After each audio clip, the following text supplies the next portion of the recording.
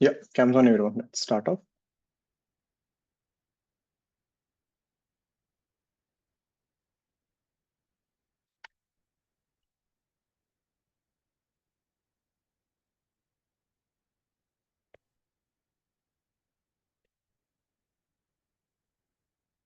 The last thing we did was this one. Let's go ahead with the problem.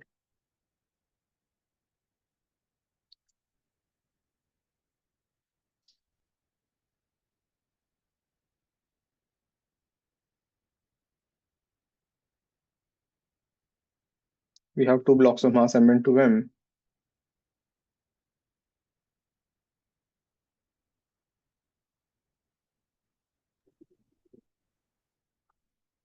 This is smooth. So you have given velocity u to this block, and initially this is at rest, and the spring is in natural length. So you have two blocks connected with a spring, and you kicked one of the block with speed u.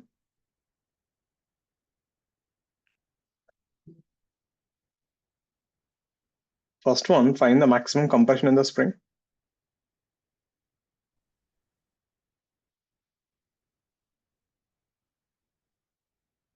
That is kind of a standard question.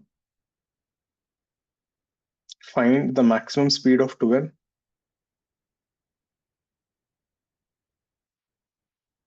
So in this process, when it is moving, what is the maximum speed achieved by 2m? Similarly, find the minimum speed of m.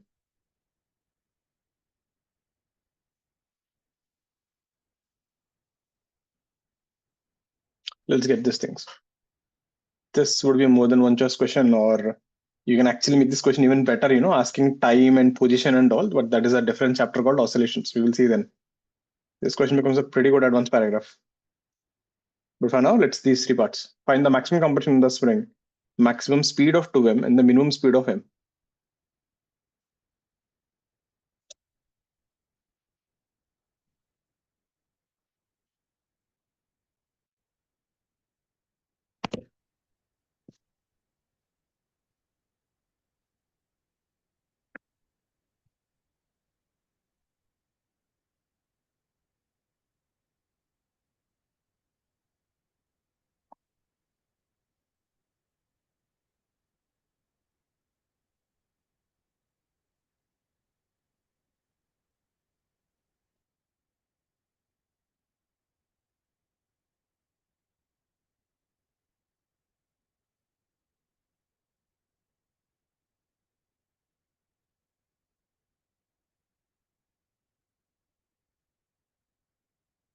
How do we approach this? Take 2 minutes. First, think about how is the motion happening, like how will the blocks move, what kind of motion they'll have, and stuff. Yeah, I'm messing up something.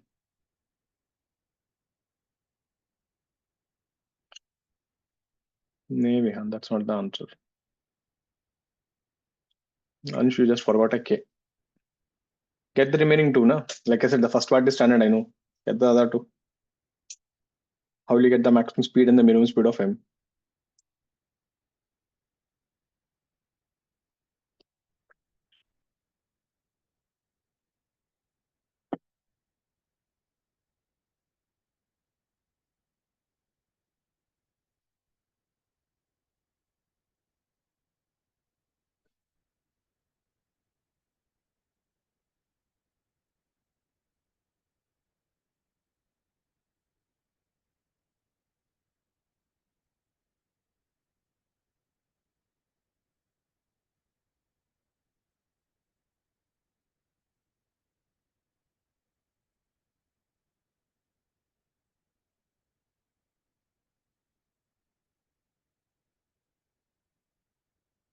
Maybe, and that is wrong. Your first answer itself is wrong. How did you get even the second and third part?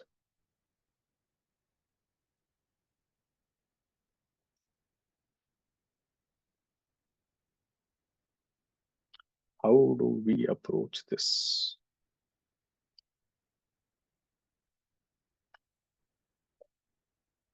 Hmm. Nee, Shana, that's wrong. Ansh, wrong. Wojas, wrong. Purvaja. Your dimensions are not matching, right? Arya wrong.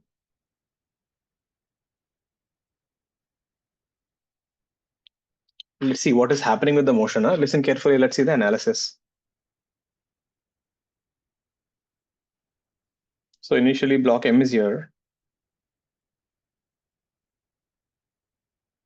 This is 2M. You are going with speed U here. This is at rest. Since the block M is going faster, spring will compress. So next moment, this is the scenario.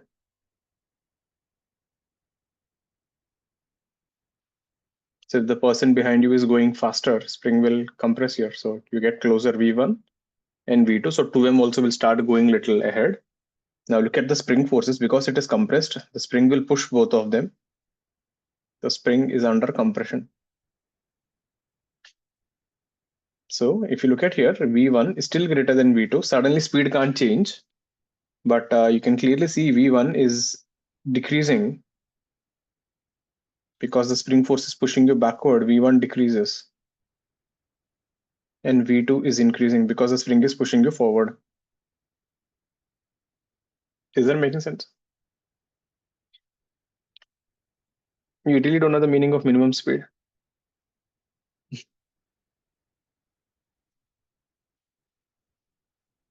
Throughout the motion, when do you get the minimum speed? Speed is not constant, it is changing, so there is a minimum value. Next movement, what do you think will happen? Because the kx is pushing m backward, it will keep slowing down, and 2m is increasing more and more. So numbers will be like this. Think of like this. Let's say m ka value is going like 10, 9, 8, 7, 5, 6, it's decreasing. And 2m ka value is going 0, 1, 2, 3, 4, 5. So somewhere in the middle they'll meet, right? So at some point, both of them will get the same velocity. So v1 and v2. v1 becomes equal to v2, but don't forget the spring is still compressed. At this point, we get maximum compression. V1 is still decreasing and V2 is still increasing. Now tell me, next moment, what will happen? If V2 increases, won't the block 2M go faster than the M block? That means the spring will start opening up, right? So at maximum compression, so whenever the spring has maximum compression, both the blocks have same velocity. There. You need to prove this. So directly you can't assume this and solve without knowing why this is happening. Is this making sense, everyone? If the person in front of you is going slower, you will get closer and closer and closer. Right? The moment he goes faster than you, won't the distance will start increasing again? That means when both your velocities are equal, that is the point you have a maximum compression. Now motion won't stop here, it will continue to go further.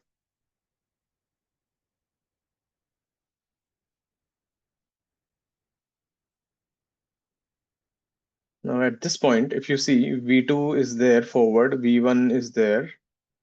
So Kx is pushing back, Kx is pushing forward. V2 has become greater than V1. V1 is still decreasing, V2 is still increasing. So the spring is compressed, but it is opening up. So from maximum along compression, it is opening again. It is compressed and opening up.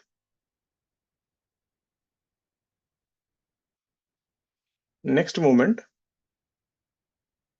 the spring will completely open up to natural length.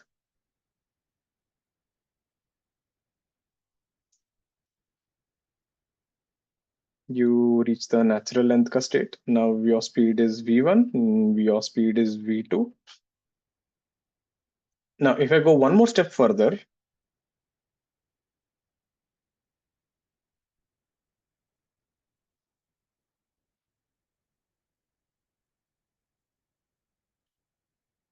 what will happen at this point? The spring will start stretching. The spring starts elongating.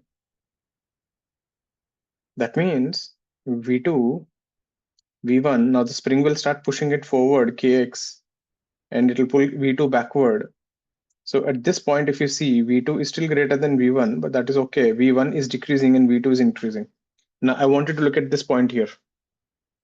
At this point, what is happening to V2? Increasing? At this point, V2 is increasing. At that point, V2 is increasing. At this point, I wrote wrong here. V1 is increasing and V2 is decreasing. At this point here, V2 is decreasing. Agreed? That means at this point, what happened? Your V2 is increasing, increasing, increasing, and then decreases. Meaning, what is this point here? Maxima, right?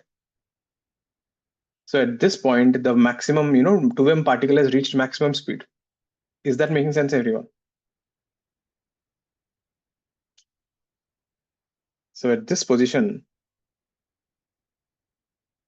because 2m is being pushed till now, after this position, 2m will start slowing down. At this position, 2m has maximum speed. And since the total momentum is constant, m has to be minimum. So there, this state where you get maximum and minimum speeds. Why is that? During the entire process, momentum is constant, isn't it? mu is equal to mv1 plus 2 mv2. If you say v2 is maximum, this is constant, so v1 is minimum, isn't it? Do you guys agree? So if one guy has a maximum speed, the other guy will have a minimum speed at that time. The next moment, what will happen? This will still continue.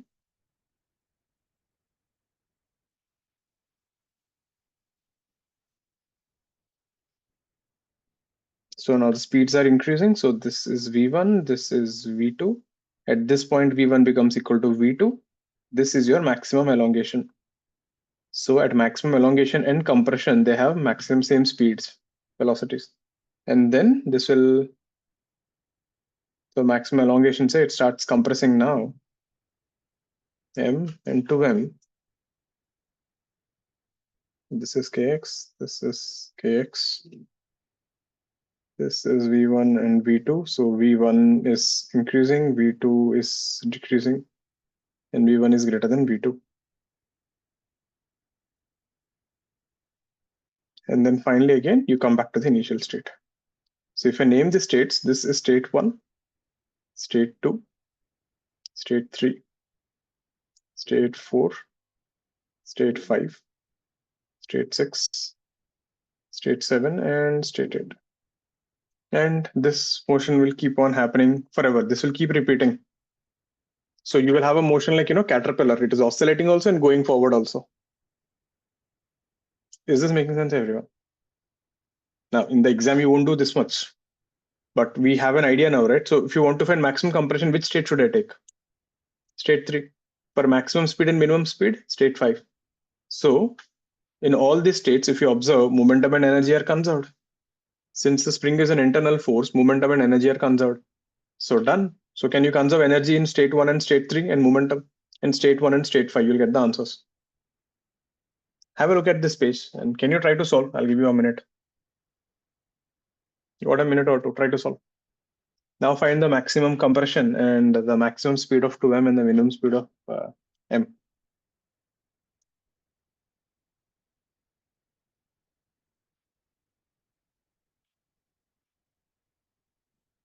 Yeah, just that is wrong.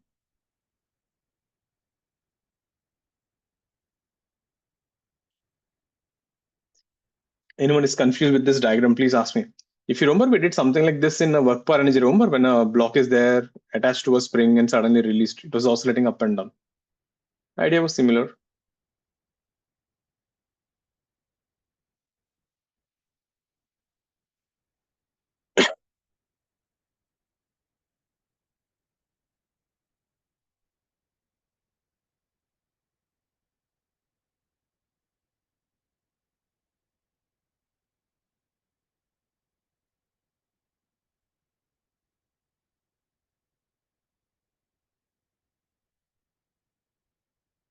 नहीं यार कहाँ 5 नहीं आएगा रे.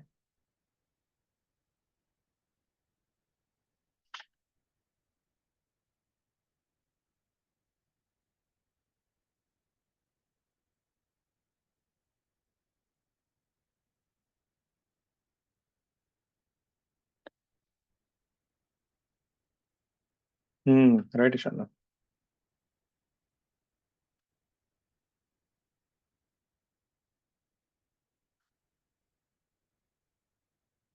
So m to m, Okay.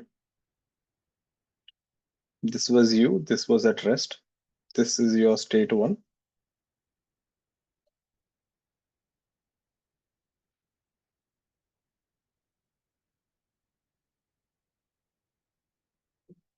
This was 2m. This was V1, and let's say this is VC and this is VC. Both are going with common velocity. This is your state 3, and this is your maximum compression. If you conserve momentum and energy between 1 and 3, you'll get this, and maximum compression.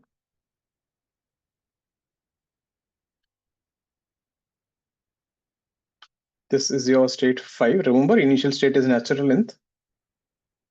State 5 is also natural length. This is V1 and this is V2. So in this state, you get a maximum speed. V2 is max and V1 is min.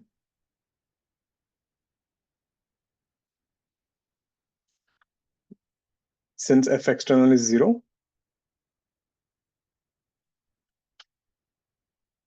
momentum and energy are conserved.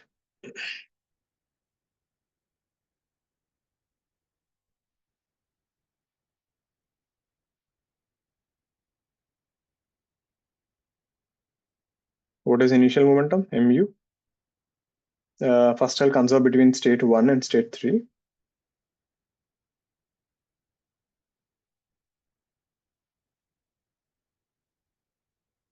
Mu is equal to 3m Vc. Vc is u by 3. Energy in state 1 is equal to energy in state 3. Half mu square, half mvc square, half 2mvc square, plus half k x max square. This would be half mu square minus 3 by 2 mvc square. Vc is u by 3 whole square, half k x max square. That would be half mu square. If we remove common, 1 minus 1 by 2 by 3, you'll get 1 by 3 mu square is half kx square. Therefore, x max will be u into root over 2m by 3k. That's your maximum compression. Similarly, if you take momentum in state 1 and momentum in state 5, you get mu is equal to mv1 plus 2mv2. U is v1 plus 2v2. And if you take energy in state 1 is equal to energy in state 5, remember there is no spring energy. Half mu square is half mv1 square plus half 2mv2 square. Half m will cancel everywhere. You will get u square and substitute v1 ka value, which is u minus 2v2 ka whole square plus 2v2 square. If you expand this, u square will cancel. You will get 4v2 square. That will be 6v2 square minus 4uv2 plus 4v2 square plus 2v2 square. So v2 will be 1 v2 will cancel 4 by 6 or 2 by 3u. And v1 will be u by 3.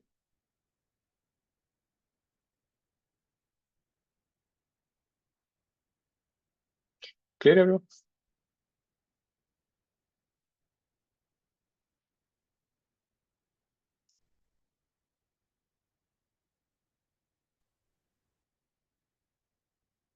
If you look at the velocity, right? See now, at this point, if you try to conserve momentum, what is the initial momentum? Mu as mv1 plus 2mv2. So if you say this is maximum, this has to be minimum, right? ठीक है ना, minus u by 3 indicates it is going backward. We want speed, right? So I shouldn't have said the word minimum speed, but the least velocity or something. Because minimum speed का problem ये हो जाएगा, means it is going from speed u to minus u by 3, right? Means it will touch 0 somewhere in the middle once. So we will write that thing. But I got these equations. So we got v2 का maximum speed is 2u by 3. V1 we got minus u by 3. So this is the least velocity in the backward direction.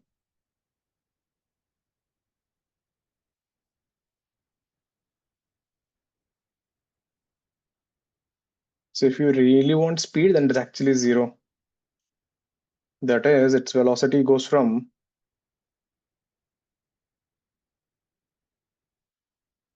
u to minus u by 3. Therefore, the V minimum is 0.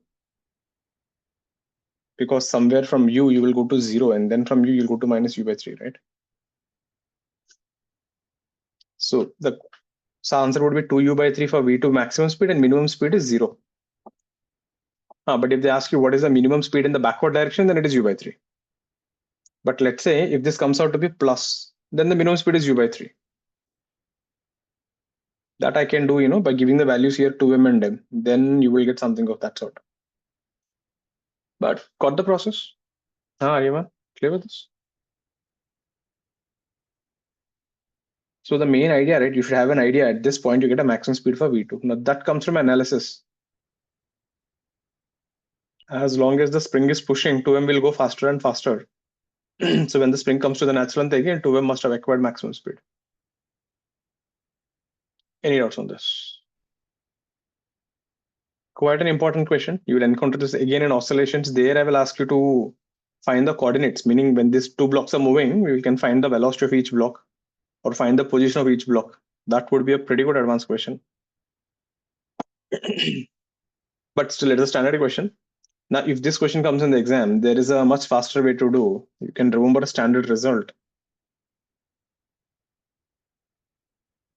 And this result will keep popping up multiple places. So if you have two blocks, M1, M2, and let's say the speed is U1 and this speed is U2 and this is K.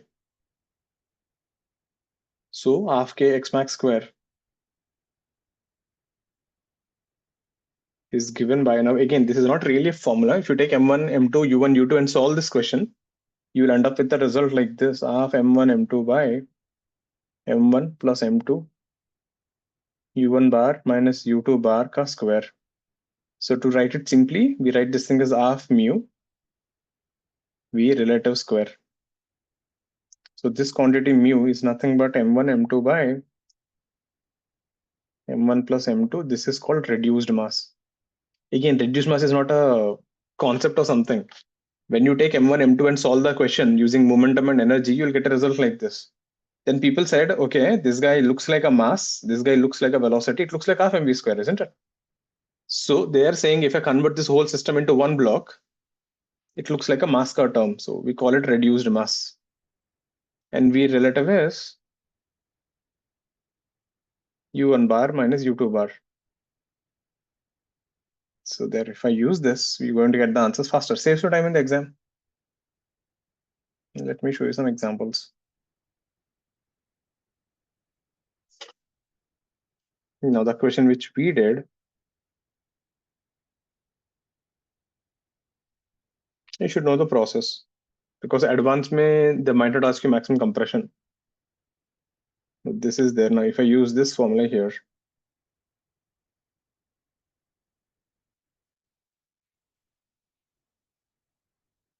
half K X max square is half, reduced mass is M into 2m by m plus 2m, V relative is U minus 0 ka square. Half of will cancel. You will end up with U into root over 2m by 3k. There, direct answer. Suppose if we have 2m, if you have 3m, let's say this is going with 2u and this is going with 3u. Now half kx max square is half, reduced mass is m1, m2 by m1 plus m2, and v relative will be 2u minus of minus 3u. Now they'll add up ka square.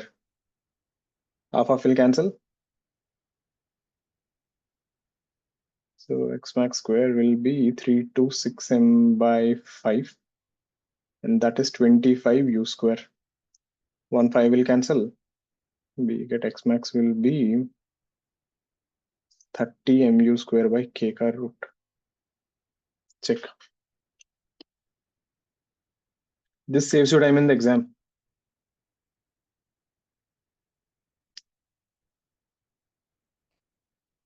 Again, this is not some formula which came out of nowhere. Same thing. If you conserve momentum, conserve energy, this will be the final result. And that concept is called reduced mass. Remember, this helps a lot. We will, I think, encounter this at least another 3-4 times. So if someone asks you reduced mass, don't think too much. It is like when you solve the problem normally, you will get a term called M1, M2. This term looks like half mv square kinetic energy. Since that term looks like a mass car term and it got reduced to a smaller value, we call it reduced mass. That's it, not much. Clear with this?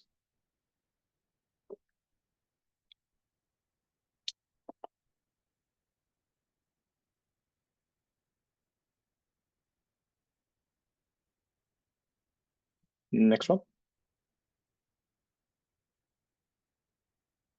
Any doubts on this? Next one.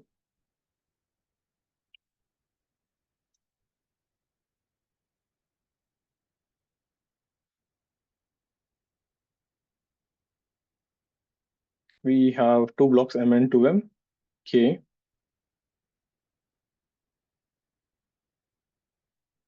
And you're applying force F, which is constant. Now, initially both are at rest. And we have present problems other than spring. Like I said, reduced mass is not a concept, right? That formula we call that term is reduced mass. So you have to prove first it can be applied and then you use it. So randomly you can't apply everywhere. You have to prove it first every time.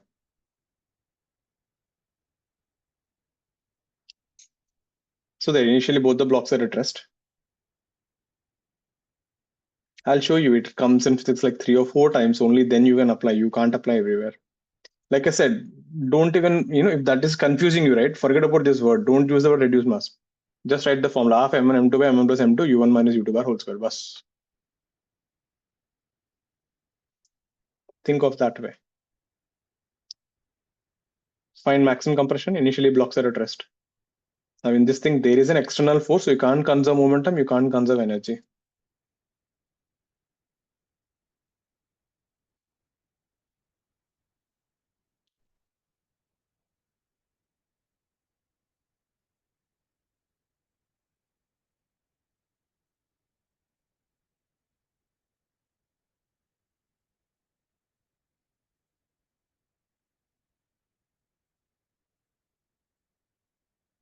Let's see how do we do this. Think, take a minute or two. Now this is a kind of a question, right? There is a process. Matlab, if you know the process, you'll get the answer. If you don't know, then it's difficult to click. But try, think about a minute or two.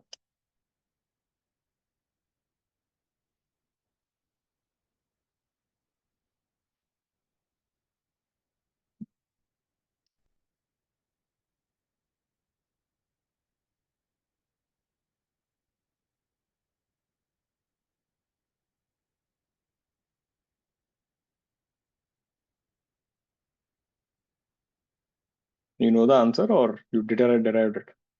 Sir, XCV, I've tried it already. So derive it, na God. ठीक है. You want to say that, na? 3m and 2m अभी कर ले. Now So tell no, the I answer fast. sir, I've done the derivation. ठीक है ना. Do it 3m and 2m का करके बताओ तू. Yes, sir. It feels like that only. Exam when it comes, you'll keep thinking that only. Oh, I know the derivation, but I forgot.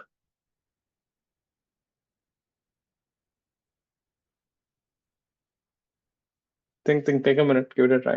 It's a good one. Just give it a try. Get some water and come.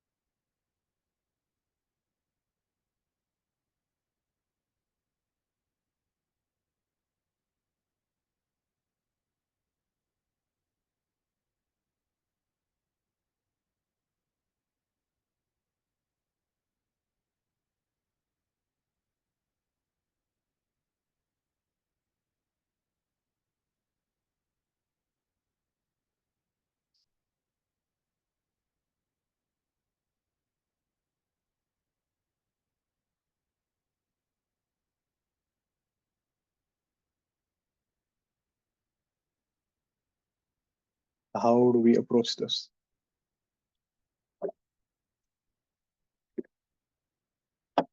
Okay. Now listen carefully. Now these kind of problems, right?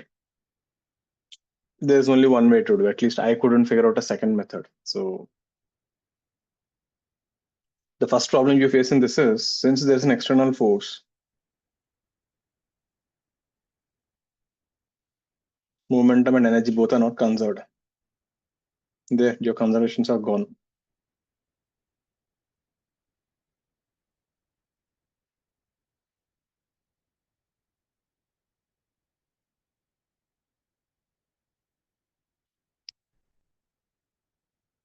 Second thing, but luckily now you can see something there. If you look at the acceleration of center of mass, which is the total force by total mass, this is constant. That means both the blocks will oscillate and they'll have a variable acceleration, but there is one point which is going with constant acceleration. And I taught you this in work per energy. If something goes with a constant acceleration, what to do? If something is going with constant velocity or something is going with constant acceleration, we can do what? We can solve with respect to that frame. Okay, so that is your biggest clue in this thing. Since your center of mass is going with a constant acceleration, I can stand on that and solve the problems. So let's see how that goes. So we have m and 2m. Center of mass will be somewhere here. This is going with an acceleration f by 3m.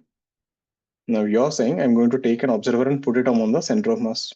He's standing in a non-inertial frame. So if your observer is standing in a non-inertial frame, you have to apply the pseudo force. So we are solving with respect to center of mass.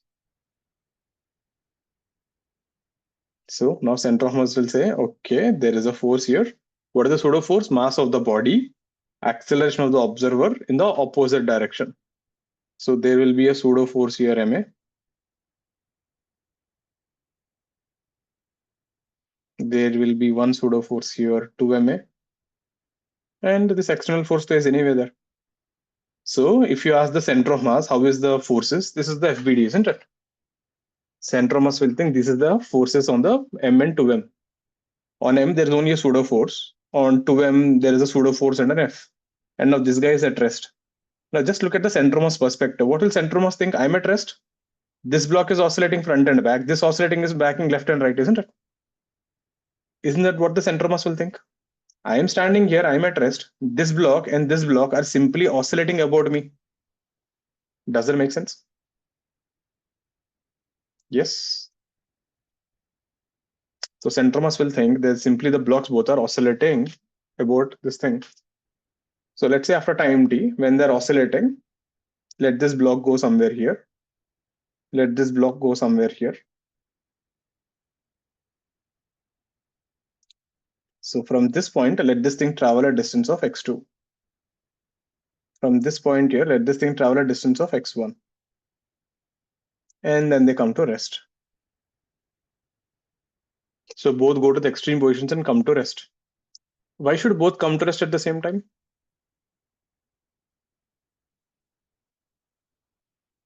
Why should both come to rest at the same time? Anyone has an idea? Do you remember we have a statement? If you stand on the center of mass frame, what is the momentum? 0, right? If you stand on the center of mass, you will think center of mass is always at rest. So momentum is 0. So if this guy comes to rest and if this guy is moving, means momentum is not 0, isn't it? m1 v1 plus m2 v2 by m1 plus m2 won't be 0. So both the blocks must come to rest at the same time, or else momentum of the center of mass will not be 0. Is that making sense? So, or you can say the maximum elongation will occur when both the blocks come to rest at the same time. So let the blocks move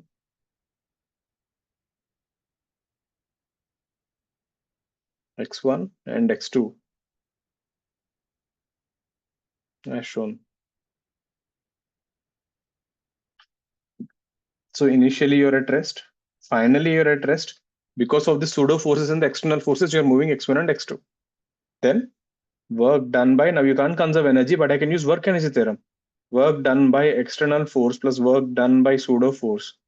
In this case, you have change in spring energy plus change in gravitational potential energy plus change in kinetic energy.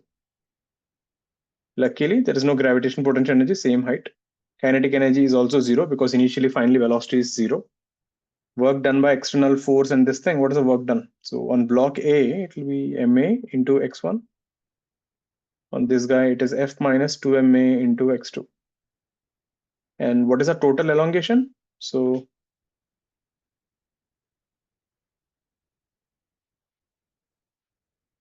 if the blocks go X1 and X2, the spring will elongate X1 plus X2. X1 plus X2 whole square. If you simplify this, what is Eka value? F by 3M. So this is F by 3 X1 plus F by 3 X2 is half K X1 plus X2 whole square. From here we get X1 plus X2 is equal to 2F by 3K. This is your maximum compression. See, if they stop at different times, the momentum of the centromas is not zero. Even if one block has a velocity, Yes. you're saying one block is at rest and another block is still moving. The M1 V1 plus M2 V2 will not be zero. That means center of mass ka momentum is not zero. But when you stand on the center of mass, total momentum must be always zero. So both the blocks will go in such a way the momentum always cancels out. So if one comes to rest, the other has to come to rest. Sir, Or ऐसा सोचो ना, if this is coming at rest and this is moving, the moment it moves, center of mass position will shift na record. Then but you said center of mass is the observer. yes, sir. Making sense. If one guy is at rest and one guy is moving, the center of mass is moving then. Center of mass will not be fixed. But you're Yes. standing on the center of mass and solving the problem. So, sir, according to the center mass, it has to be zero. According to the center of mass, they have to come to rest at the same time. नहीं तो center of mass move कर लेगा. Is this making sense, everyone? This is how you solve this problem. This is the only way I could find. There is no second way to do this. If there is something you figure it out, let me know. Now for this, if I take a general solution, if you have a block M1, if you have M2, K, and let's say if you have forces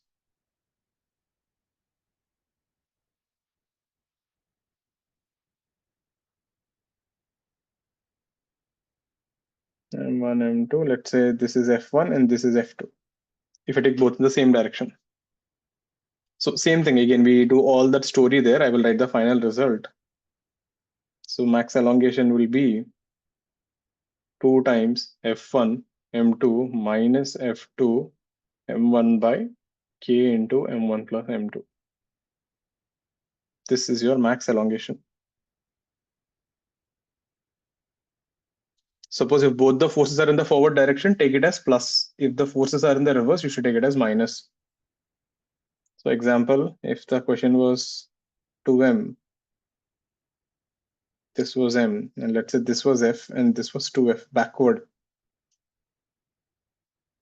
Then your formula becomes, so right is positive, left is negative. So 2 into F1 ka place mein F is there, M2 ka place mein 2M is there.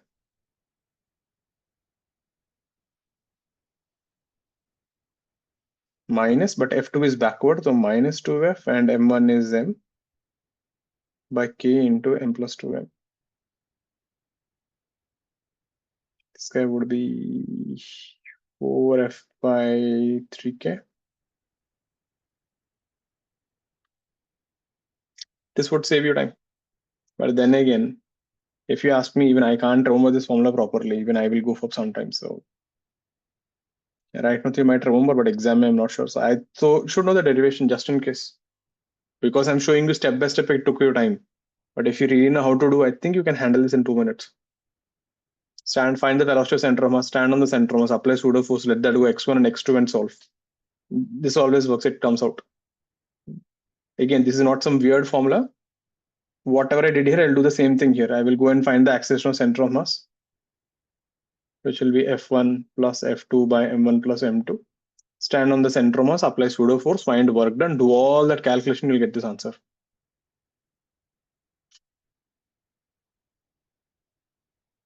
The shortcuts are nothing but you do for general cases and then you say the shortcut. But in reality, it is not like that. Clear, everyone?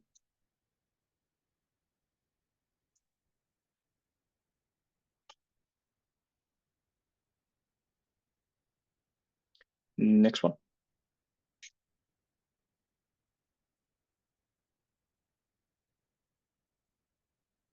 Next one.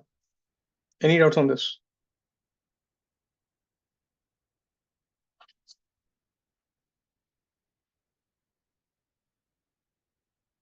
Let's say we have a plank here of mass m.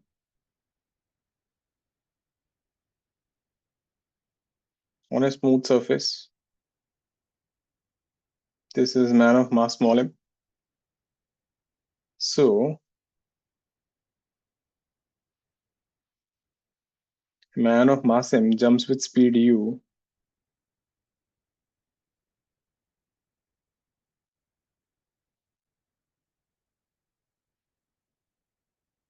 relative to the platform. This word is important.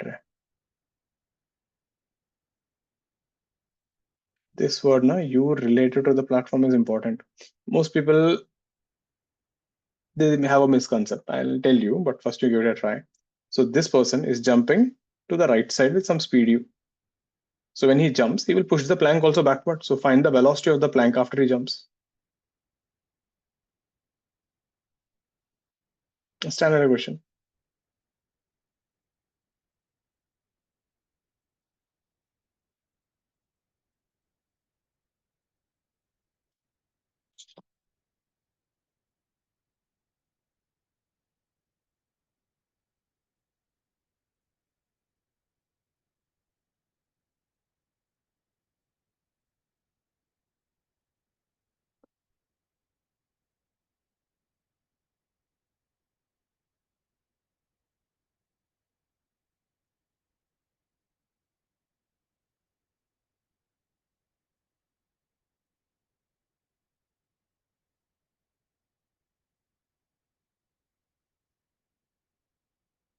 One plus mu by.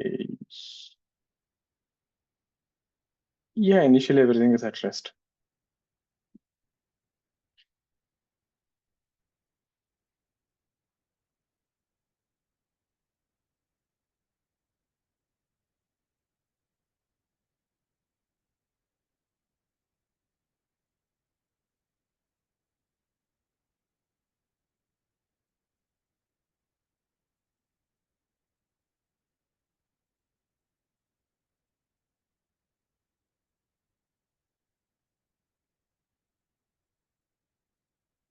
Plank length doesn't matter.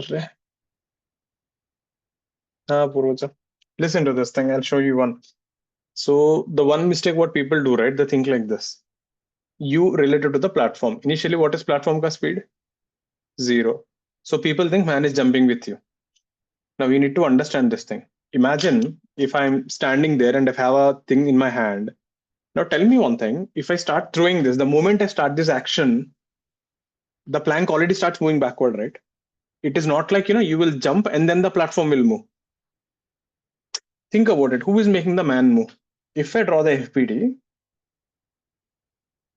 of the man and the plank, the one who is moving the man is the friction. That same friction is acting on this one also. Do you agree? That means as the man ka speed goes from 0 to some u, at the same time plank ka speed also goes from 0 to some v. It is, the mistake is this. It is not like he will jump and then the plank will move. The moment he starts the action of jumping, isn't that what you do? You put your leg and push the plank backward and then you jump, isn't it? So that means by the time when you're jumping from the plank, your leg is also going back with some v. So this speed u is not the initial speed of the plank. It is actually the speed of the plank when he jumps, u relative. So when man starts the action of jumping, when the man starts to move, The plank also starts at the same time. It's not like until you jump outside, plank will not be waiting for you. Plank moves at same time. So when he's about to jump, plank is already going back. This is a mistake most people do. They will say, sir, but you said relative to the platform, and initially platform is at rest. That means he must be jumping with you. That's a catch. When he's about to jump, plank from is not at rest. So when he's about to jump, platform is already moving.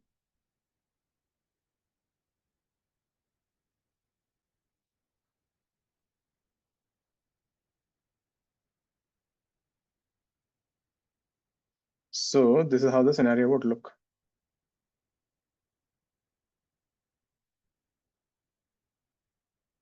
So when the man is about to jump, let the plank go backward with V. Now understand, this leg is also going back with V. When you're standing on the platform, your leg is also going back with V. And now you're trying to jump forward with U. So that means you're actually jumping with U minus V, right? Is that making sense? When you try that action of jumping, your body is already in motion, but your leg, which isn't touching the platform, is already going back with V. And now you're jumping forward with U. So let V be the planker speed.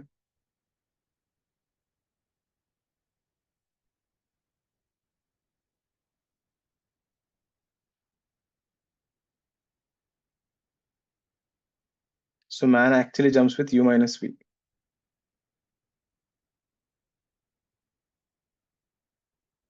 There, keep that in mind. So that is the main catch in the question. Once you figure that out, question is easy.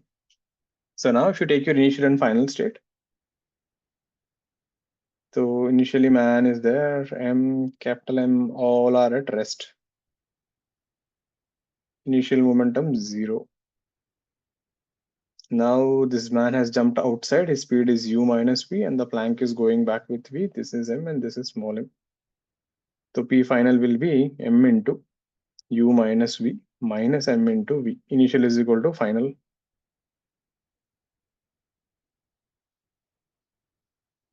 So we get V is equal to MU by M plus M. That's your answer. So he jumps actually with this, the plank will go back with this speed. Clear, everyone?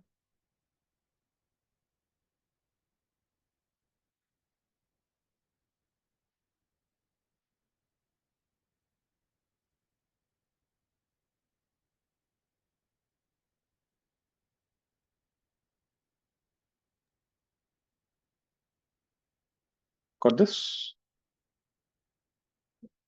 Now let's see a variation of this. That's it. That is the main idea there. When he jumps, he won't jump with you. If it is you know how they'll say a man of mass M jumps with speed U relative to the ground. They will either say that word or they will say a man of mass M jumps with speed U relative to the platform before he jumps. Before he jumps, what was the speed? 0. So relative to that, he's jumping with you. Are you getting the word there? But if you tell me you're jumping with you related to the platform, this is what I will assume. But you tell me, no, sir, he's actually jumping with you. Then there are two ways you can tell me that. You can tell me he's jumping with you with respect to the ground. Agreed. Or you tell me he's jumping with speed U related to the platform before his jump. I hope you're getting that word. Okay. So using this as a thing, can you solve this problem? So we have a plank here, M. Smooth. Now let's say there are two people. We have M. We have M. Both have equal mass, A and B. So A first jumps to the right and then B jumps to the left, one after another.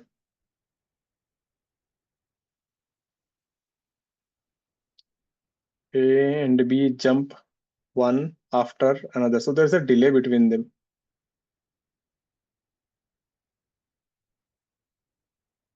The first A jumps and then B jumps with speed U relative to the platform. Find the final velocity of the plank. So after A and B both have jumped, what is the velocity of the platform?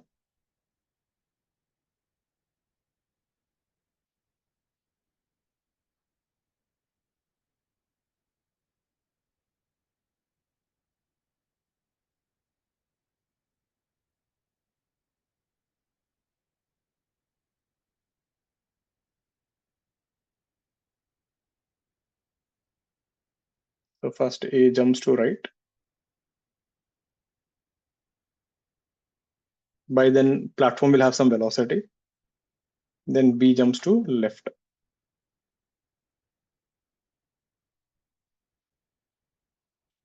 Let's get this. Same thing as the previous one, but yeah, there is a little more brute force. There are more equations. Let's give it a try.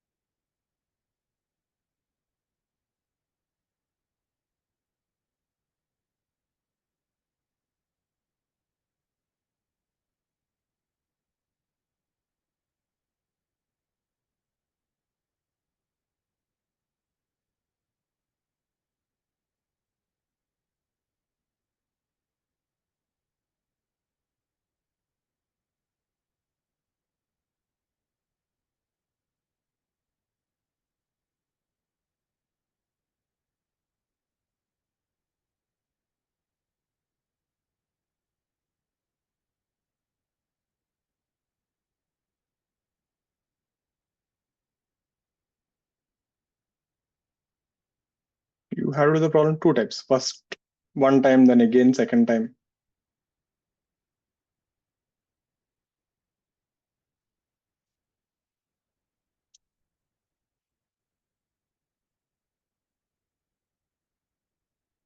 Try now, Devansh. What happened? You're chilling out as if you're in a park. That's a good thing. You're a happy person. But let's solve the problem.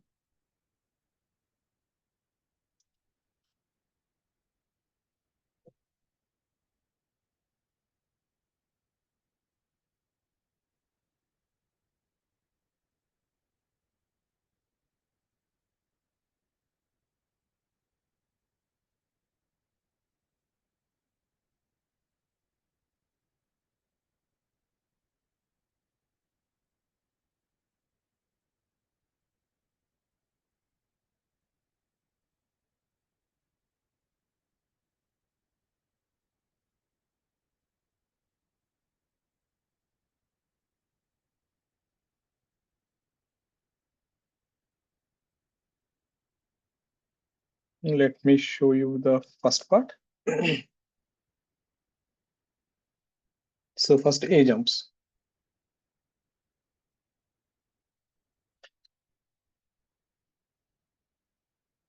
So when A is jumping, B is standing on this guy. So this is M, capital M. So A jumps. Same thing. If he jumps with speed here, this go with V and this will be U minus V. Same story. M square आया, dimensions match नहीं हो रहे God. So initial momentum is equal to final momentum. So initial momentum is 0. Final momentum is M into U minus V minus mass of the plank plus mass of B into V. So you get V is equal to mu by m plus 2m. This is the speed of the plank after first jump. Okay, whole square. देखते हैं. So when after A jumps, this is the speed. Now B is jumping. Now when B is jumping, look at the scenario here. M, B is there. So this whole thing is going with V. B is about to jump, okay? This is before jumping. Now when B jumps, we really don't know how the plank will go, but I will assume for convenience, let the plank go backward B dash. If I get negative, means the sign will take care of it. You don't worry about it. So this guy is actually jumping with u minus v dash. I hope you're getting it. The speed is always with respect to the final speed, not the initial speed. You have to be careful with that because when he's ready to jump, speed has already become v dash. You should not take u minus v here. This is after jump. This is the scenario. Initial momentum is equal to final momentum. Initial momentum, I will take left as positive. So m plus m into v, doesn't matter, signs will take care. This guy ka mass is small m, so small m into u minus v dash. Planck is going that side, so mv dash. So bring all v dash to one side. This will be mu minus m plus mv by m plus m, which is mu by m plus m minus v. But v is nothing but mu by 1 by m plus m minus 1 by m plus 2m. That's your answer. You can, and if you see, this is definitely greater than 0. M plus 2m is bigger. So my assumption is right. It is going towards right. You want to simplify this, you can, but I really don't think you'll get anything that great. You will get here m square u by m plus m into m plus 2m. ठीक है, मतलब, yep. Second exam, could we conserve momentum with respect to Planck? What do you even mean by that? So like considering in the second jump, everybody is going with zero velocity and then solving, and then in the end adding again back that final velocity. So, okay, if you stand on the plank and jump, that means you're taking man as a different system. So man, there is a frictional force. So there's an external force, you can't conserve linear momentum. Or apply pseudo force and then solve. When man is about to jump, is the plank not accelerating? So there's a pseudo force. You're standing in a non-inertial frame and solving. So then could we like suppose we are running alongside the plank after the first jump and then we just observe the second jump. So then according to us, man and plank So are when both- you're jumping, is the plank has a constant speed, constant velocity? No, sir. Planck velocity is changing, right? Planck velocity is going from v to v dash. Yes, sir. Planck which is going from left is going to the right. So That now means it your is- observer also will go with v to v dash, right? So you have an observer who is an accelerating. No, sir, we You're in a just- non-inertial frame. You can't conserve. You're getting an answer, yeah? No, sir, I'm just thinking if we continuously run with just V, we just continuously run with V. We don't उससे क्या ever फायदा होगा? मतलब उससे क्या फायदा sir होगा? zero. Sir, we can solve from zero rather Then than you'll get initial 0. But then what about the final velocities? so then in the end we add back. करो ना, तो वही तो हुआ आंसर देखो. That only you got in the end.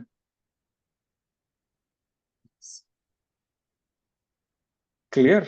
I'm not saying you're not wrong, but think about that. Whatever you said, exam में click होगा क्या? Then fine. Go ahead. For me, for a person like me, it won't click. I'm dumb, getting it. So I try to keep things as simple as possible. No, I'm openly accepting. कुछ इसमें problem नहीं है. I have seen that people do dumb mistakes in the exam under pressure. So I would prefer to have a process, stick to the process, go to the exam, even under tension it works. Right? But don't stop the way you're thinking. It is good. When your subject becomes really good, you can start doing any nonsense in the exam. End of the day, ये है रे. As long as you get marks, whatever you do is right. Keep that in mind. Winners are always right. Unfortunately, that's how the world works. So yeah, if you're getting answers, if you're not doing mistakes, do any nonsense, it's fine. But then again, but everyone got the process? Yeah. So I had to teach you systematically where you should be able to get the answer in any situation. So yeah. Now in this question, you really want to do, make a question like this. Let's say it's a square plank. We have A here, we have B here. This guy jumps with you here and this guy jumps with you here.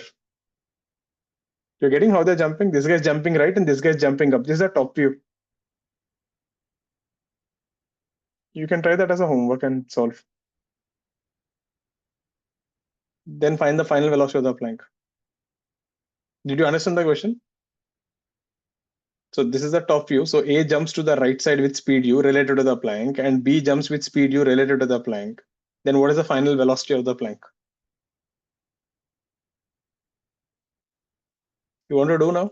Kar lo, chalo. right now. Same question.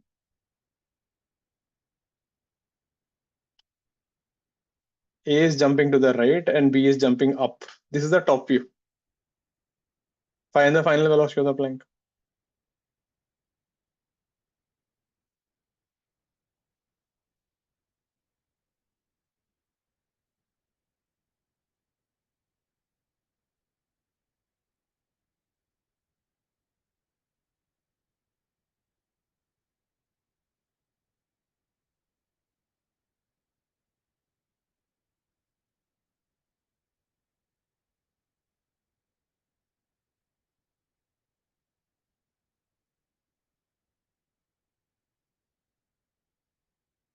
Same thing. It's really not that tough. It's just little different.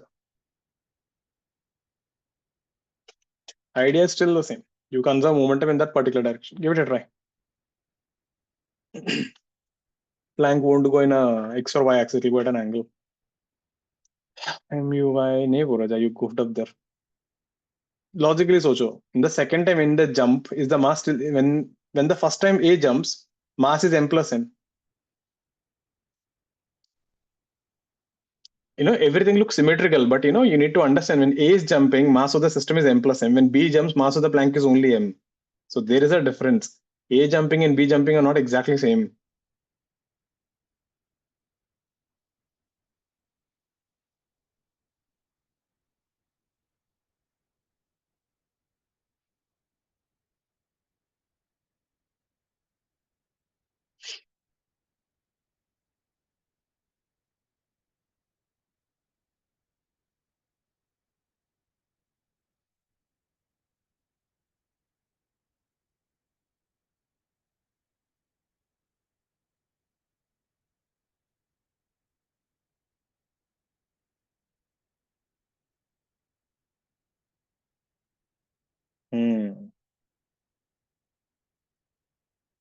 Something of that sort.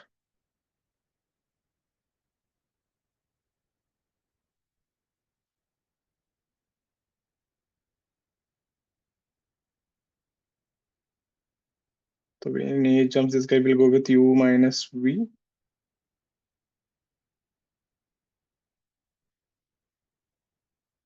The plank will go with V. This we already calculated multiple times. So MU by M plus 2M. It actually goes back. Minus I cap, na?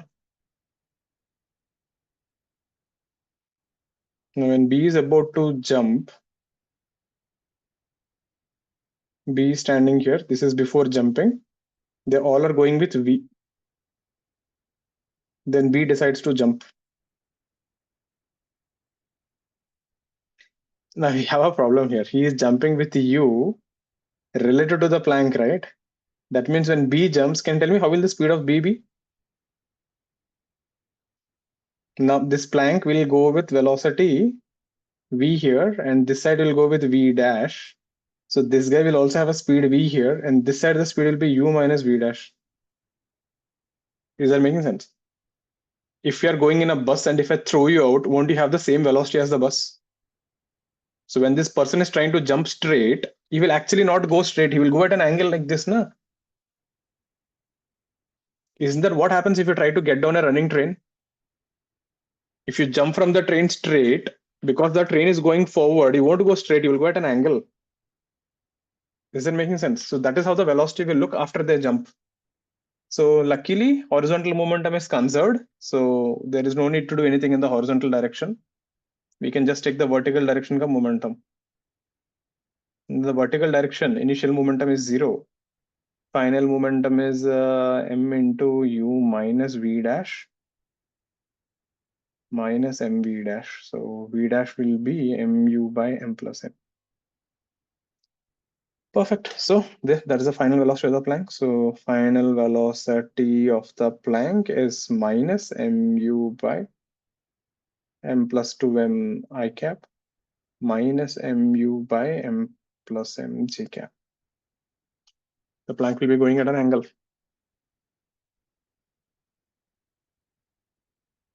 Is that clear, everyone?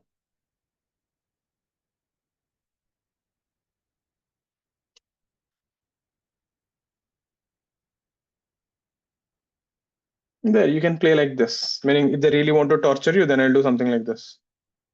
I'll keep one person here, one person here, one person here, and one person here. This guy will jump, this guy will jump, this guy will jump, and this guy will jump. And then you get a velocity. That will be fun, but okay. But you got the idea. You can just repeat that. Clear with this? Let's see another one. Similar but different variation.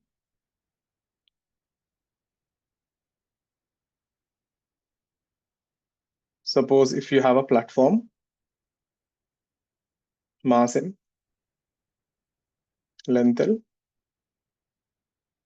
This is smooth, and here on this platform you have a cannon. So we have a cannonball fired with speed u and angle theta.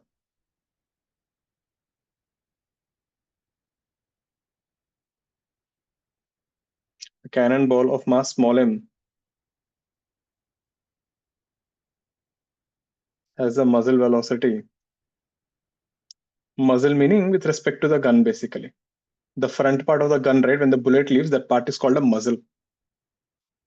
But remember that word because they will use that word. You should know what it is. It's a velocity with respect to the gun. Means if you're standing on a car which is going at 100 kilometers per hour, and if you fire the gun in the forward direction with 400 kilometers per hour, the bullet comes out with 500 kilometers per hour. You're getting it? The speed of the vehicle adds up to the bullet actually. So it's called muzzle velocity u. The first question, find the range with respect to the ground.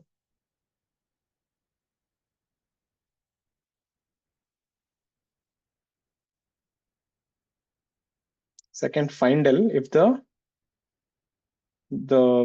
cannonball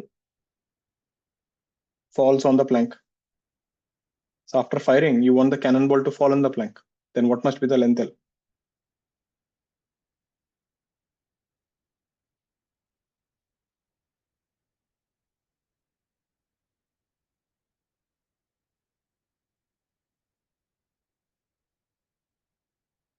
So here they can also something called recoil velocity. This is a word they'll use sometimes.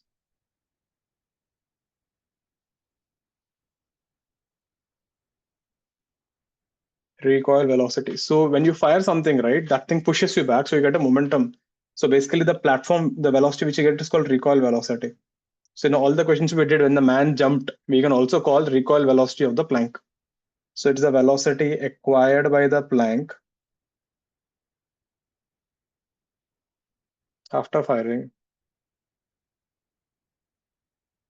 So sometimes they'll ask you find the recoil velocity of the plank. See, he's asking final velocity of the plank. So it's again a terminology, so keep that in mind. It's a thing which the word keeps repeating. So whenever you fire a gun, the gun actually comes back and hits you. So if you don't catch the gun properly, right, there's a chance you will dislocate your shoulder. They really have a high momentum.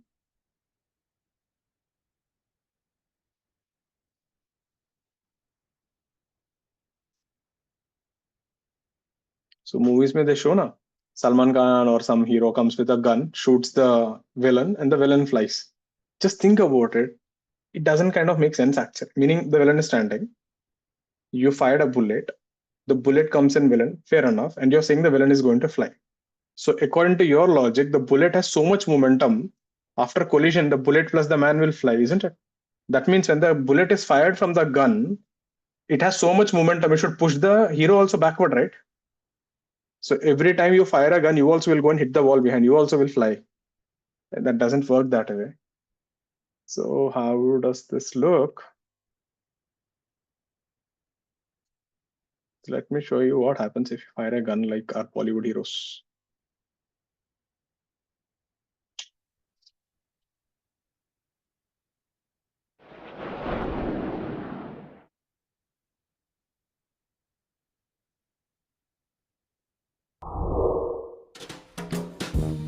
Someone took a gun. And this is how they fire, na? Salman Khan types and all. We catch with a single hand and we keep it in the front and fire.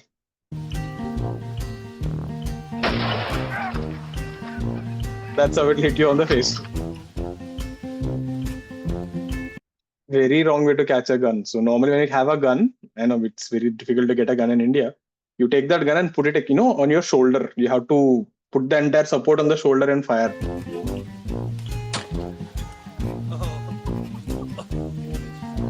That is what will happen.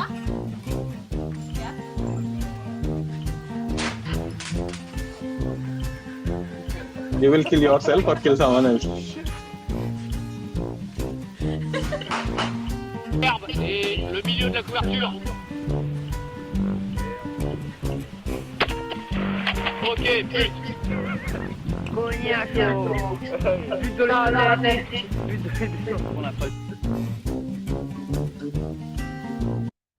That is what will happen. And you have one more like that. But this means thoda clarity come hai. Look at this thing. Did you see?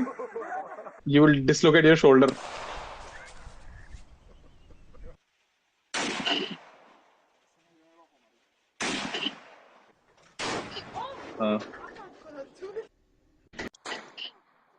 That girl fell down only. This is another idiot. See how he's catching the gun. You can see it gives a there. This is how a Salman Khan shoots, right? Typical Bollywood style. You take a gun, put it in the front, and shoot. See what happens. Look at that again. So this is why it doesn't work. It hits you on the face. So there, that velocity, what you're seeing, right? The person moves back. It actually gives a lot of recoil. So people who are played PUBG or Counter Strike, you will realize this. If you take an AK-47 in the game and start shooting, right? You can see the crosshair actually becomes big. So the thing is, it's not only about gaming. These people actually take the gun ka mechanics and put it in the game ka programming. So that's the reason in a game when you're playing and if you're firing an AK-47 in the game, you fire 2 bullets. You just press the mission and keep firing. Your aim goes everywhere. So how do we solve this? So range with respect to the ground, u square. Vihan, that looks right. Yeah, we'll just start. But how did you get sine? That is sine 2 theta, right? ठीक है. That is fine. You forgot a G, but ठीक है. I think you got it. How do we do this? Try, I'll give you a minute.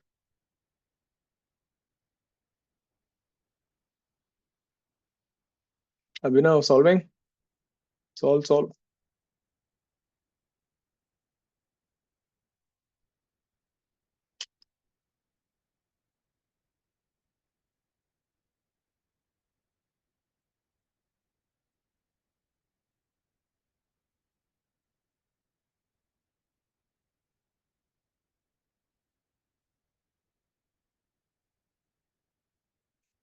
Right, Vihan.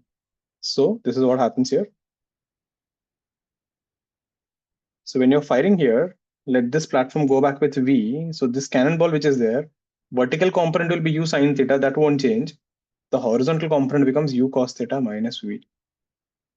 So ball won't go with U cos theta anymore. It goes at a different angle actually. So this actually is a question. At what angle is this thing actually coming out from the ground? So you fired with theta, but it comes out with a different angle. So it is U sine theta minus U cos theta minus V. So alpha is the angle of projection with respect to ground. So you wanted to fire at theta, but this thing comes out with a different angle. Then what to do? Time of flight is same, 2u sine theta by g, that doesn't change. And if you look at the horizontal velocity, initial momentum 0, cannonball will be mu cos theta minus v minus capital MV. We get v is equal to mu cos theta by m plus m. So range r will be horizontal velocity into time of flight. The story is still the same, but your horizontal velocity is u cos theta minus v. So if you substitute that here, you end up with u cos theta common. If you take it out, you get m by m plus m into your range ka formula u square sine 2 theta by g. This is your range with respect to the ground. But if you go and stand on the platform itself, if an observer is standing on the platform, and if you ask him what is the speed of the cannonball, he will say it is coming with you only. So you want it to go and fall on the platform. So the range which we use square sine 2 theta by g must be less than equal to L. So if you want to go and fall on the platform, stand on the platform. No? With respect to platform, it comes out with u and theta. You can ignore all those effects because u is the speed related to the platform that is given in the question. That means if an observer is on the platform, he will think it flies like a regular projectile. The range will be r. So since you want to fall on the plank, it must be less than L. Clear with this? So as long as the length of the plank is greater than the range, it will always fall on the plank. So if you want to solve with respect to the plank, this is what you do.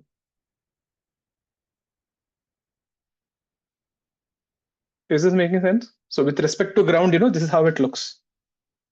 When you fire the ball is flying here and the plank is already gone back. So by the time the ball falls, the plank is gone backward. But if you take such a long plank, so when you fire, the plank is going back and the edge of the plank will come and hit the ball here. That's what is happening. Motion becomes like this. You can do that in the ground frame also. This is also fine. Clear, everyone?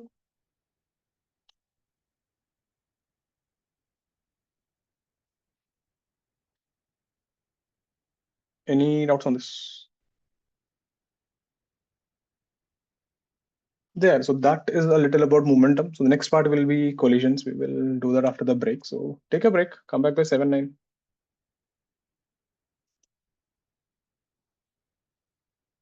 Any doubts so far? Okay, come back in 10 minutes.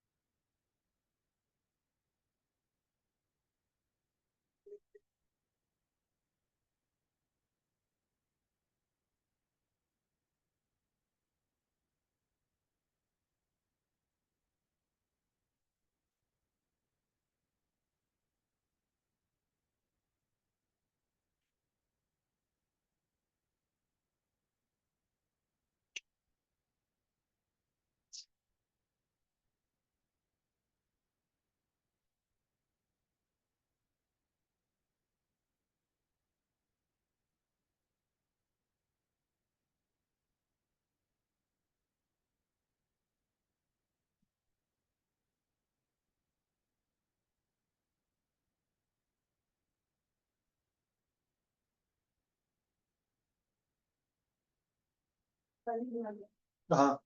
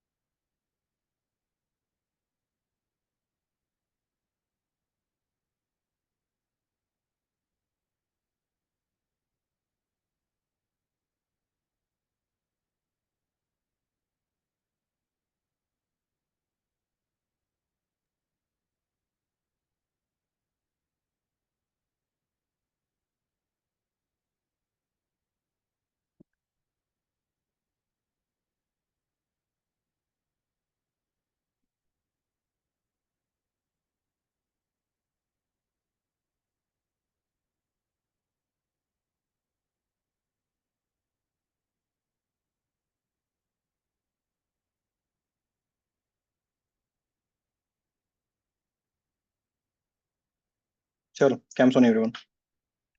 So collisions. So this will be the third part of this chapter. The first was center of mass, second was momentum, collisions, and then we have something called variable mass system. So mostly I think we should be able to wrap up by next Tuesday. We'll wrap up this chapter. We'll start off with rotation after that. So collision is a process in which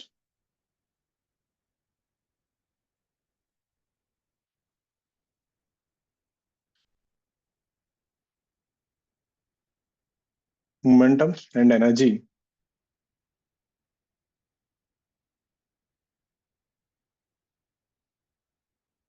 are transferred in a very small amount of time.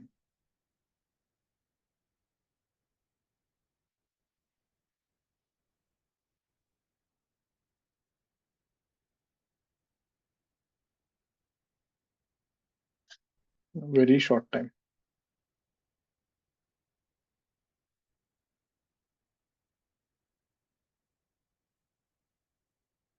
It is like, let's say if you have a water bottle or something, catching it and dragging it, you are giving momentum and energy, but you're taking time, right? But same water bottle, if you throw it or if you just kick it, the bottle suddenly moves. You give a finite amount of energy in a short time.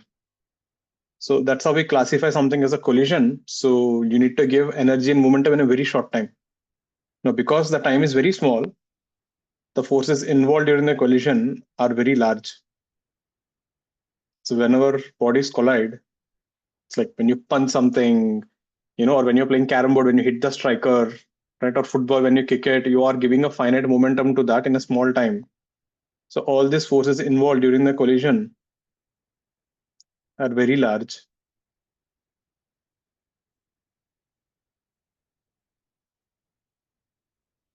And act for small time.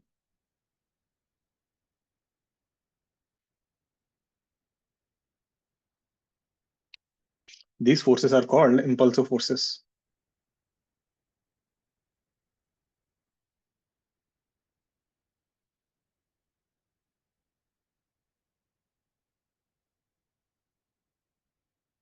So impulsive forces are very large,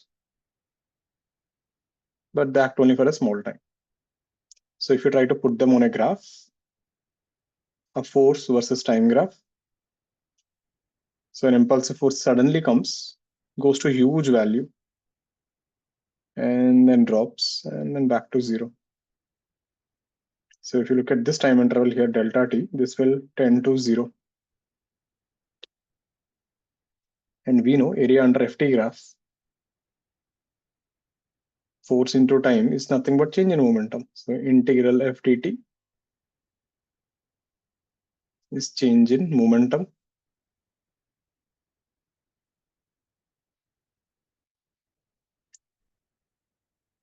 So this is also called as impulse.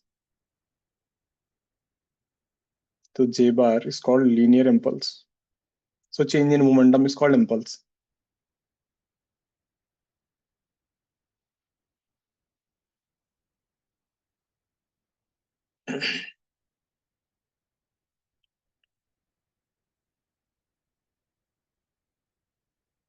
When someone tells you we have given an impulse J, it simply means they're saying they changed the momentum by J.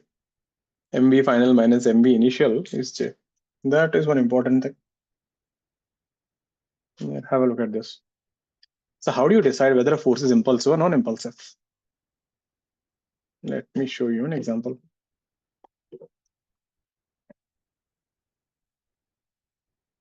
So one thing is clear, any forces involved during collision are impulsive.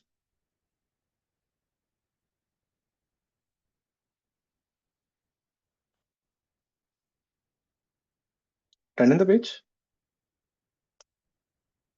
So example, let's say we have a block here. Ground is rough.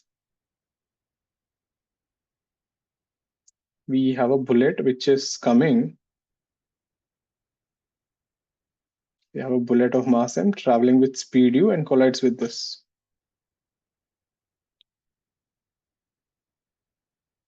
Same scenario, but this time let's say the bullet is coming at an angle and hitting here.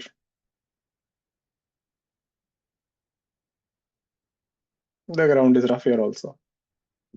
Now, if I try to draw the FPD, look at the forces.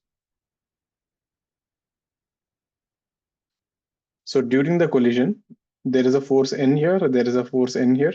So the bullet is hitting the block horizontally. So this force is impulsive. Then you have your own weight mg. Then you have normal reaction due to the ground, and then you have friction. Now see, mg does not change with time. Mg does not suddenly, become large and become zero. So if you see here, n is impulsive.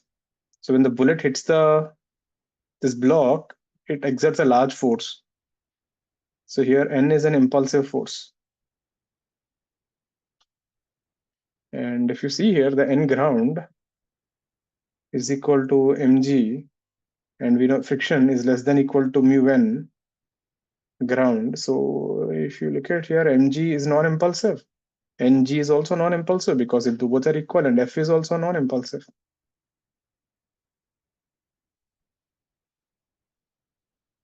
So these are non-impulsive forces. But the same thing, if you look at the second FBD, you will notice something else. When this bullet is hitting you at an angle, now the force will be like this in, this will be in. And ground becomes impulsive, friction becomes impulsive. Reason, if you see N ground is nothing but mg ka component, which is non-impulsive, plus N cos theta. So if you add a very large force to a small force, won't it still be a large force? So N is impulsive because N ka vertical component Ng became impulsive. Because Ng is impulsive, friction became impulsive.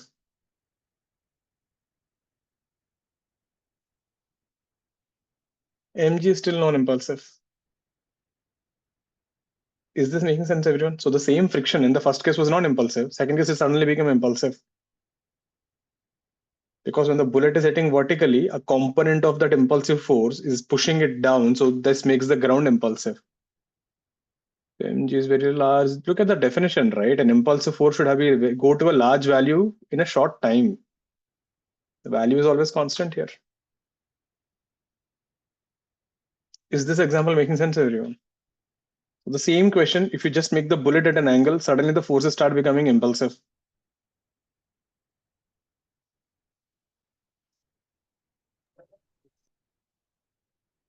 So generally during a collision, you can ignore the non-impulsive forces like mg and solve the problems because mg is finite and time is very, very small. So it is negligible. Let me give you one more example. Any doubts on this page?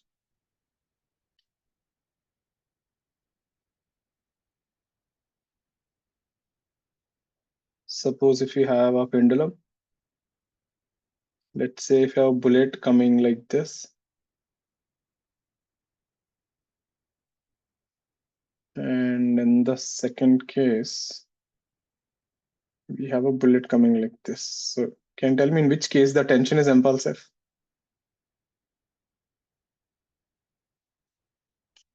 Yeah. So if you try to draw the FBD, you will realize the bullet ka force will be N, this will be N. Tension will act upward and mg is downward. So T is mg. So T is non-impulsive.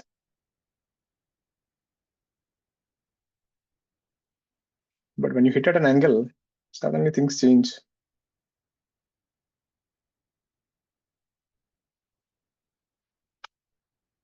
You have normal reaction, so this becomes tension.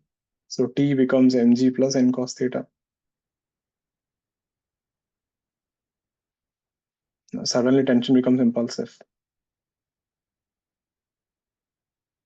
So what is the catch? If it is impulsive, what's the problem? So this is the thing. If you have impulsive forces, you can't conserve linear momentum.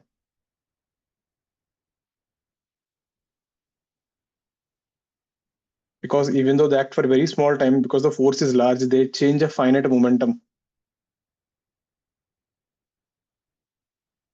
Either you have to take the whole thing as one system. Now see, if I take this bullet and this thing as one system, this tension is external force, right? That there is a tension acting on the wall. That's an external force. You can't conserve linear momentum. Cannot be conserved in presence of impulsive forces. Either they should become internal.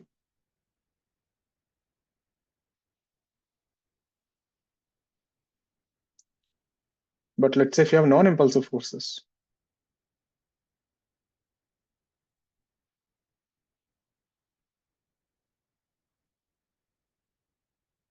if non-impulsive forces are present, we can conserve momentum just before and just after collision.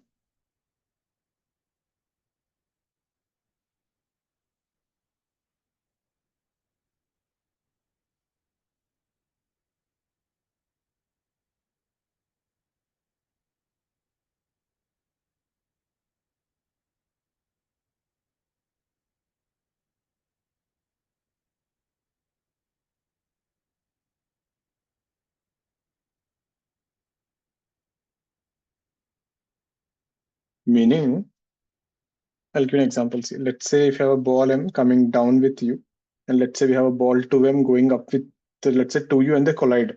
Now, during this process, isn't there mg of this ball and 2mg of the ball acting? So there's an external force, right? So technically you can't conserve momentum. But then we say during the force, these normal reactions are so large, this mg will act only for a very small time. We can just ignore them and solve the problem. You get the point? That way. So during collisions, if you have non-impulsive forces, you can ignore them just before and just after. That is because momentum is force into time. So mg is constant, delta t is tending to 0. So the whole value tends to 0. We can ignore it. For that purpose, you need to know whether something is impulsive or non-impulsive. Clear with this? So that's simple. Impulse is change in momentum. Let me show you how they'll frame questions on this.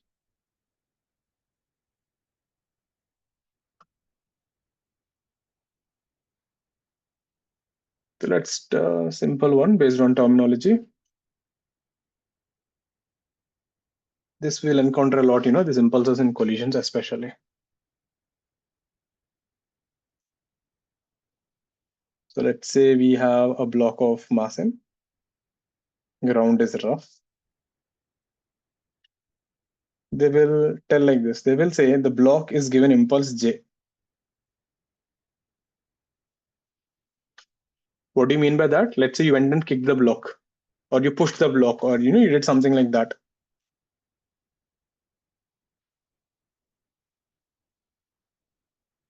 A block is given impulse j. So giving impulse meaning maybe you're kicking a ball, that is an impulse. So basically you give some velocity, that's the meaning it. Or maybe hitting a carom board ka striker.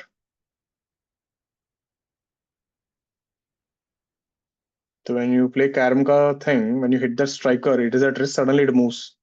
In a very small time, it gains some velocity. So the question is find the distance traveled by the block before it stops.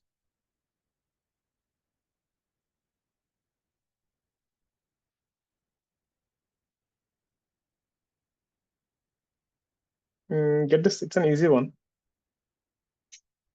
The only thing is, is that thing. When you hear the word impulse J, people are a little clueless. So think for a minute, I'll show you.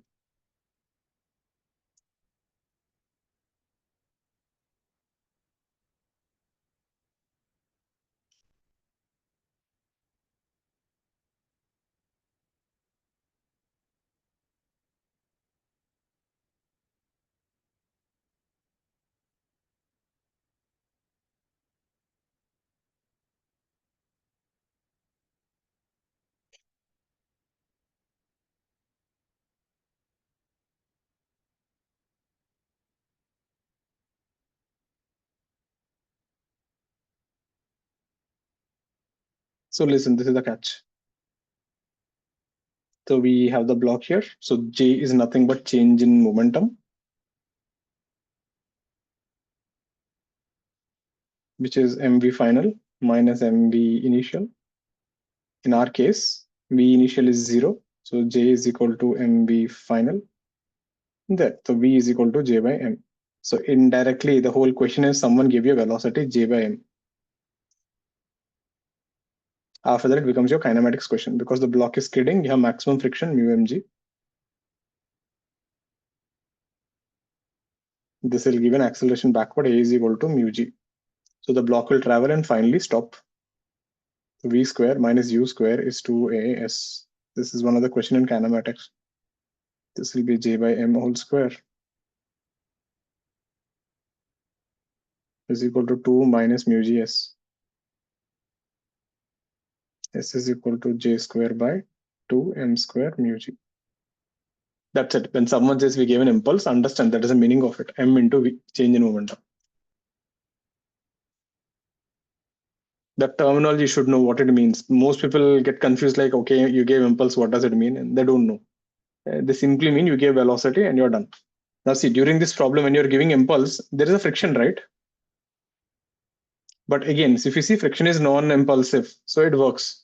You can just ignore friction for that small time and solve problems because friction is non-impulsive here. I'll show you a problem where friction also becomes impulsive. You can't do this. Let me show you a problem. That would be a pretty good one, advanced level. But any doubts on this page, please ask.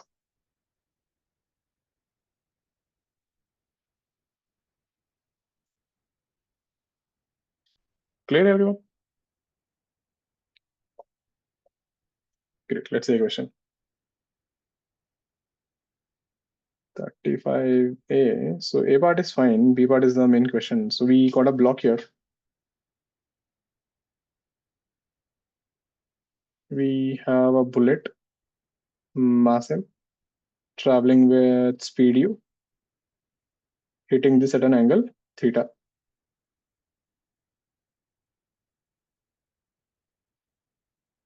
The ground is smooth.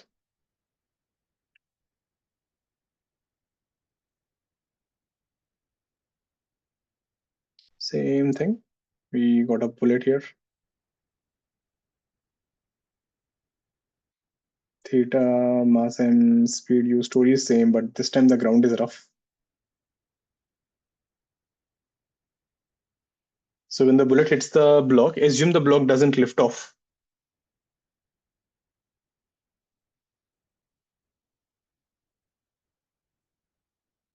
There is a possibility block can just fly off after the collision. We'll not take that case. Assume block is in contact with the ground always.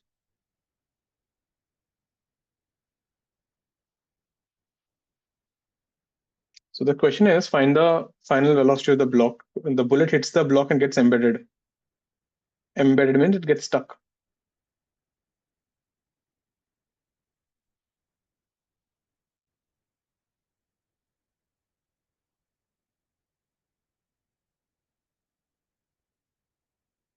Find the final velocity of the block. Two cases. Ground is smooth, ground is rough.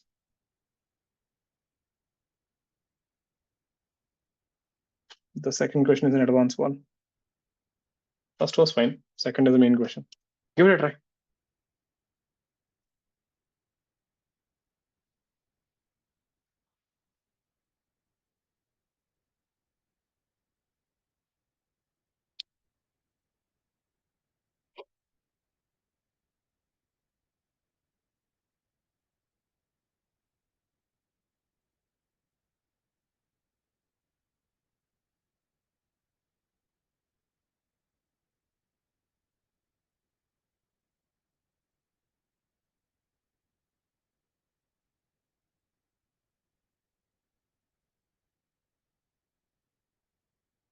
Yeah, first one is fine.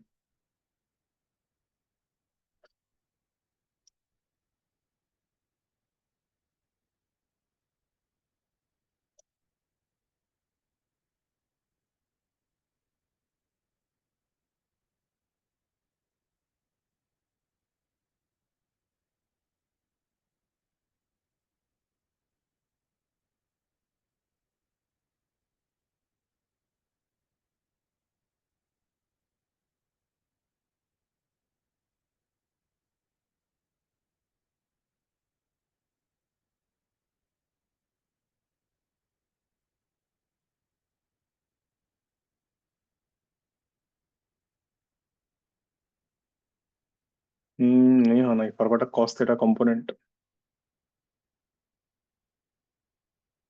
You can't conserve momentum in the vertical direction. Ground का normal reaction है.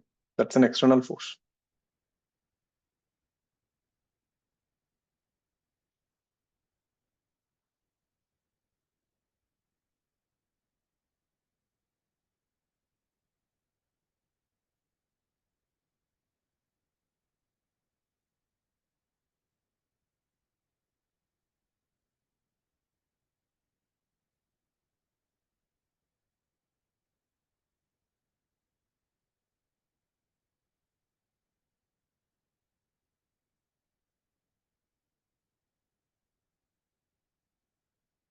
Let's see the first part. B is mu cos theta m2 mu mg. That looks so weird actually. नहीं रे Broja, that's not the answer.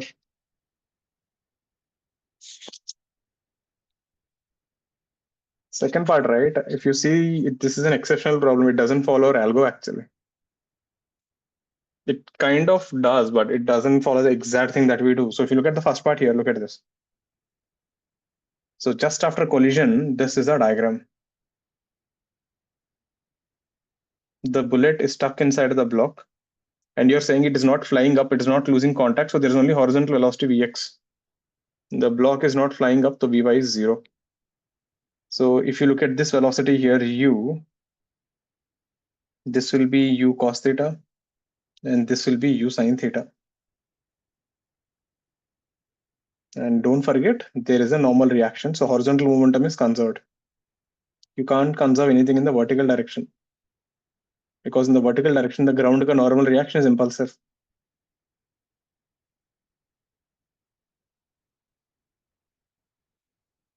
So remember, what is your system here? Your system is bullet plus block. So whatever is the forces between them, I can take them to be internal. So in the horizontal direction, there is no external force on the system. So initial momentum is mu sin theta, bullet ka momentum, block is at rest. Finally, both of them go together, so m into m Vx. There, so first part was easy.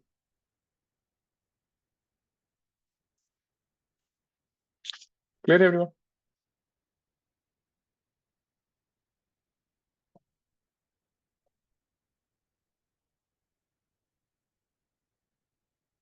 Now, if you look at the second part,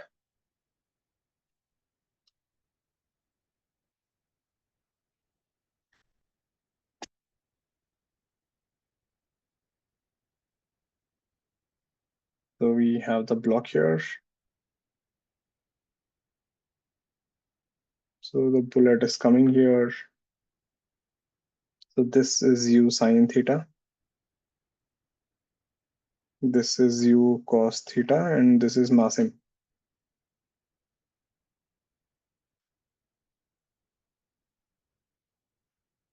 This is before collision. Huh? Now, if you draw an FBD during collision, the bullet is going inside.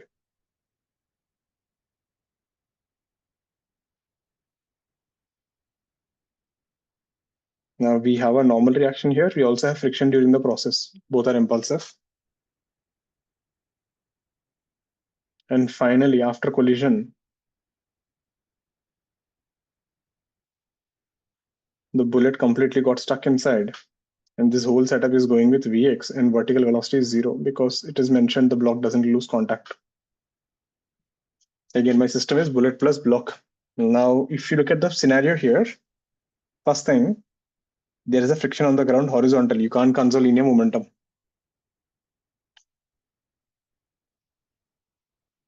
And this is an impulsive force. Because if you're hitting the block at an angle, the ground becomes impulsive, so friction becomes impulsive.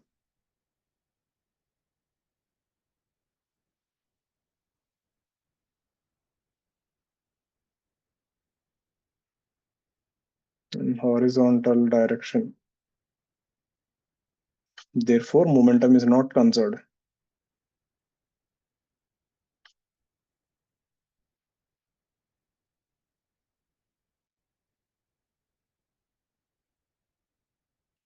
Second thing, since the bullet is stuck, this is one more word you need to understand. Whenever someone says it got stuck, it got embedded, energy can't be conserved. That means when the bullet is getting stuck, there is a deformation, it is pushing through the material and going. So there's a lot of slipping there. So you can't conserve your energy, you can't conserve your linear momentum, gone. Your moment conservations are gone. Therefore, energy is also not conserved.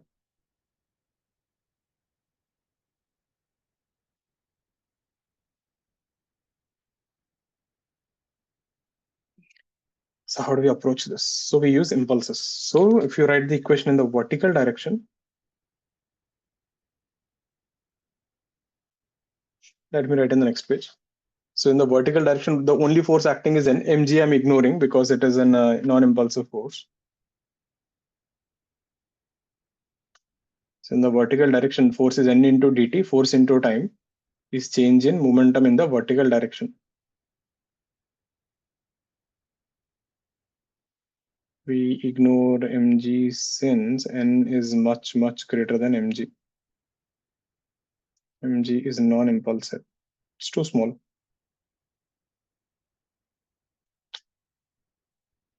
So integral n dt. So this is your change in momentum in the vertical direction. So this is momentum final minus momentum initial. Your final momentum is 0. Your initial momentum is minus mu cos theta. The bullet is coming down now. Finally momentum 0 in the vertical direction. Initially the bullet is coming down with mu cos theta. So minus of minus. Now don't get scared of that integration symbol. I don't know n, I don't know dt, but I know what is n dt. Mu cos theta. Now, if they ask you what is impulse due to normal reaction, you can say this thing. This is the impulse due to normal reaction.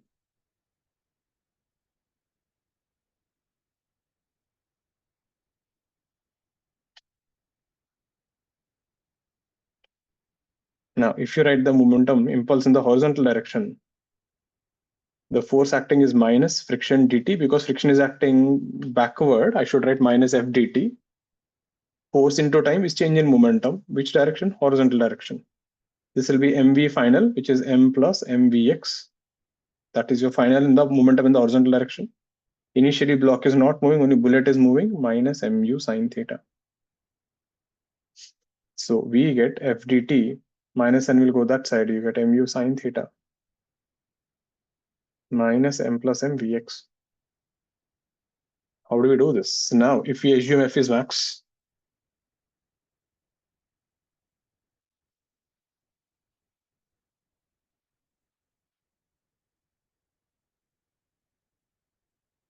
which is mu into n, suddenly this guy becomes integral mu n dt is mu sine theta minus m plus m vx. And here, take this n dt here and substitute here. So you end up with mu cos theta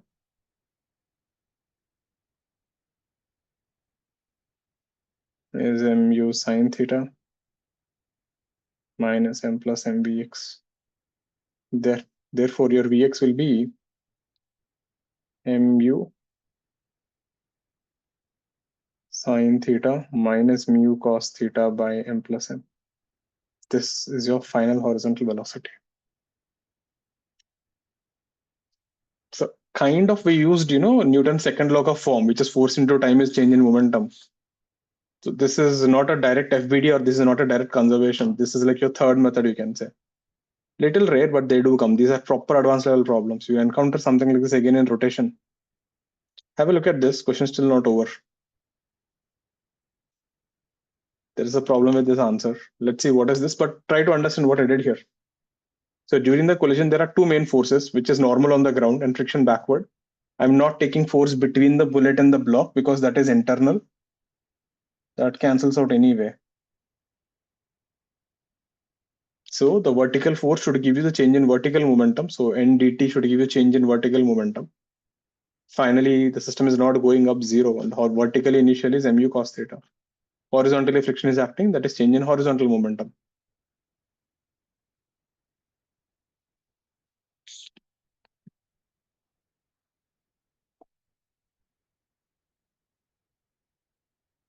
Clear review.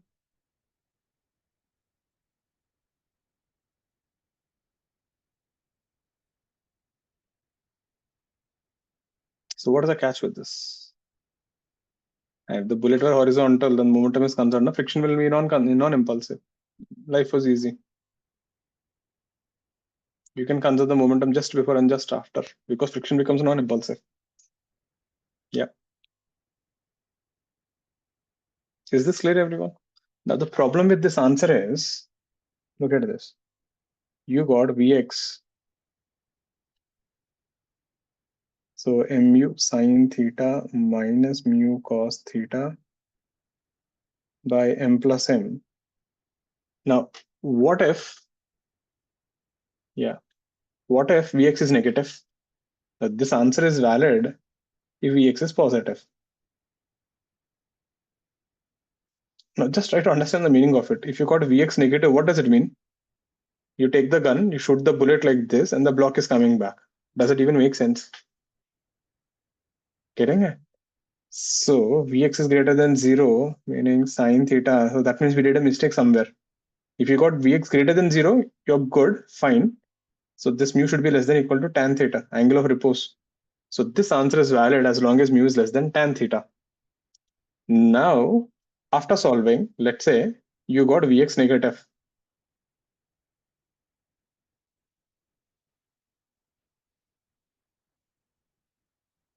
You know what it means?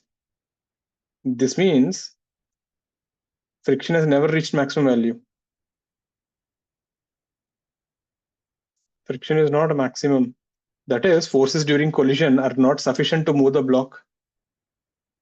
The friction force is so strong, the system didn't move only.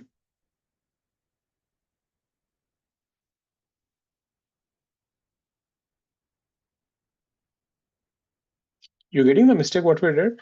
The mistake we did was we assumed F is maximum. How do you know F is maximum? There is a possibility, meaning socho na, if you take a block like this and if you hit a bullet like this almost vertical, there's a chance block won't move, right? You're hitting it so vertically, the normal reaction is so high, the friction becomes so strong, the block won't move only. Are you getting that point? And I hope you remember, friction is not always mu mg. For example, see, if you have 10 kg block, and let's say mu is equal to 0.5. What is F max? 50. Now you tell me, if I apply 20 newtons, what will be the friction? 20, right? I can give you 50, but I need only 20 to stop you, right? Are you getting the point? That is what happened in that problem. The reason you're getting a negative answer is because there is no need for you to give F maximum. So during collision are less than F max, therefore block does not move. There, if you got Vx negative, it means the block doesn't move. If you got Vx positive, then your answer is right. So you have to be careful in this question. So this is how you report your final answer. That is what makes this question an advanced one. There is a trap.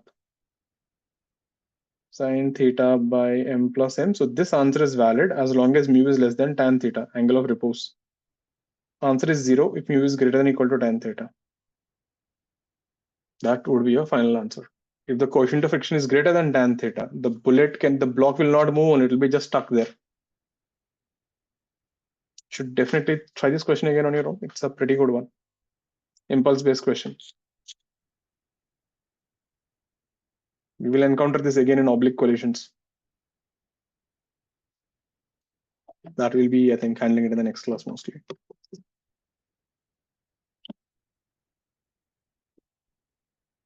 Clear, everyone? Anyone not convinced with any particular step?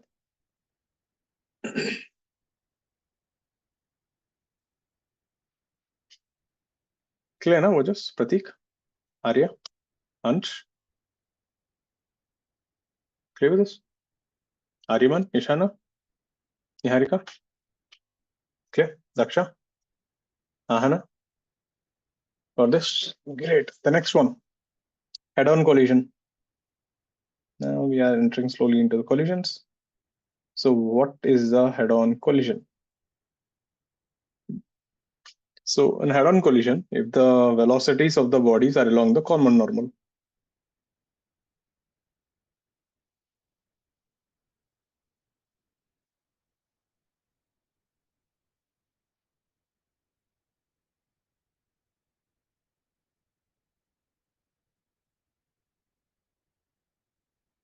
meaning if you have two spheres, or if you have a sphere and a floor, if you look at your normal, what is a normal line joining the center?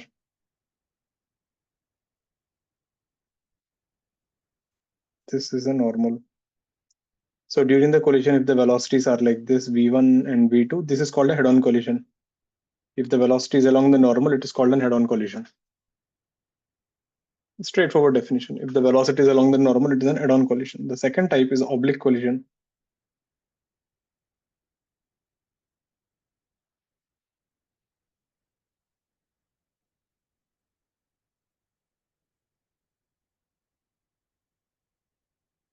Velocities are not along the common normal.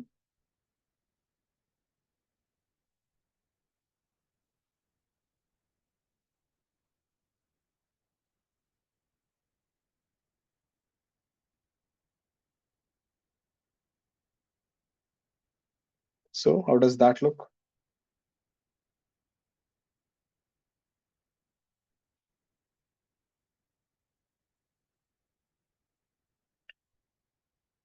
So this is your normal, this is your normal. So velocities are like this, v1, v2.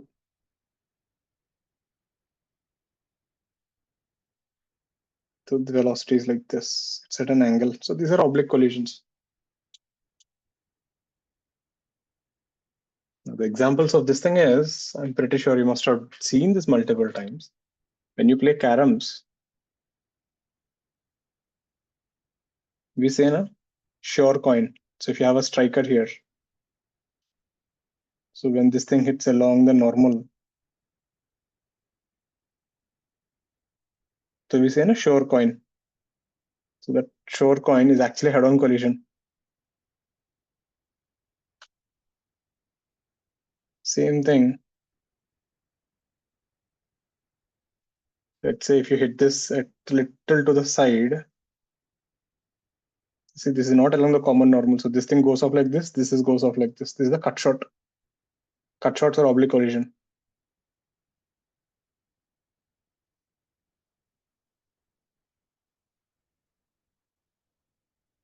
There. So if you want to be a pro in carom board, you need to know about collisions. Once you go to IIT in the hostel, you have a carom board normally. Not sure now it is there or not. So people are pros in that. People actually calculate angles and beat. So during our IITs, so every day after the dinner gets over, people used to sit there and used to play games on this only for 1 hour, 1.5 hours. I was one of the most dangerous players there. People used to get scared of me. And I used to play, literally used to fly the coins everywhere. Initially, I used to play well and nice, but then I got irritated. Like, yeah, it's a systematic game, I can't play. So I used to introduce chaos theory into the systematic game to mess up the whole thing. It used to be fun. My teammate used to feel like he's playing 1-on-3. Clear with this thing? Head-on and oblique definition. Now, what happens exactly during a collision? Now, listen to this thing. This is important. Huh? You get a lot of theoretical questions, and this is the basis of what happens during a collision. So let's say we have two balls, M1 and M2. We will study head-on first. If your head-on is good, oblique is easy. And let's say this is going with U1 and this is going with U2. And U1 is greater than U2. So the guy from behind will come and collide with the M2. So when they collide, what will happen? The bodies will start deforming. The shapes will start changing. These are not rigid bodies. We don't study rigid bodies in collision. So this is V1 and this is V2. So now you'll have a normal reaction between them. If you think about this, the deformation or that compression behaves like a spring. So this is just like the problem we did today in the first problem, the compression of the spring. So the deformation behaves like a spring.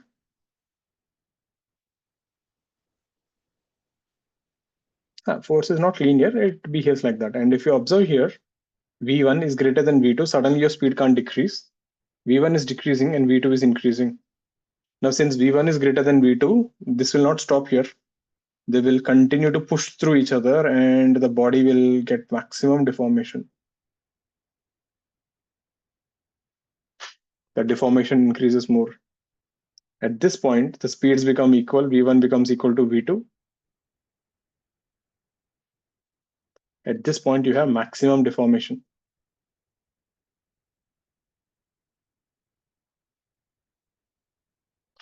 Now something happens. Now what happens after this will depend on 3 different things.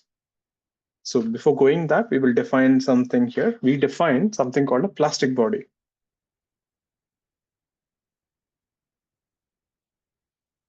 Now, plastic body is not your plastic chair. The technical name of a plastic body is, when you say a material behaves like plastic, think of chapati ka dough or any jelly or something. Those are actually called plastic materials. So what these bodies do, these bodies do not generate any internal restoring forces. Basically, they don't resist deformation. Do not generate, look at the word internal. So these are internal forces. restoring meaning they will try to bring you back to normal.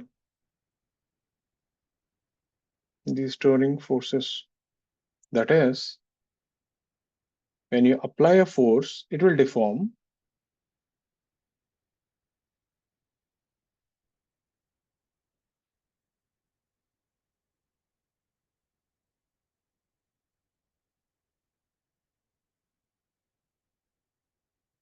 And when force is removed, it does not recover at all.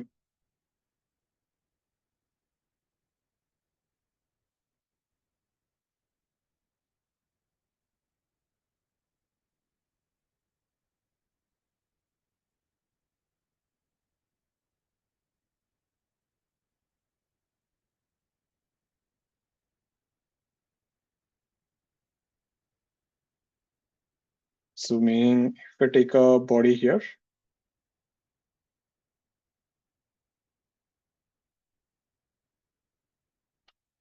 so let's say if you apply force F, the body deforms. Now let's say force is removed. This thing doesn't even recover at all. So there is no force. There's no recovery at all. Just example your chapati dough. If you just poke it, it'll just remain there. It won't try to come back. These kind of materials are called plastic body. The second type of materials are called elastic bodies.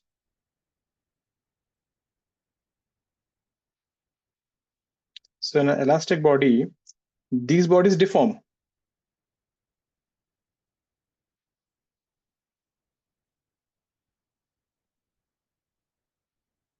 When force is applied. So these also will deform.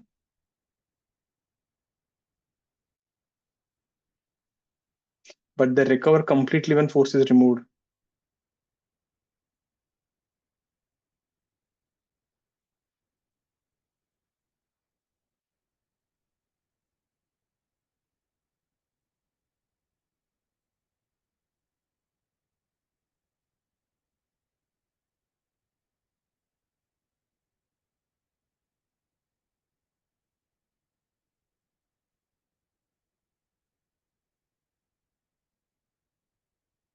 So when you apply force, it deforms.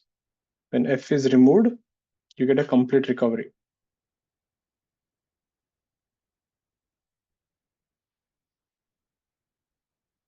What about the rigid body?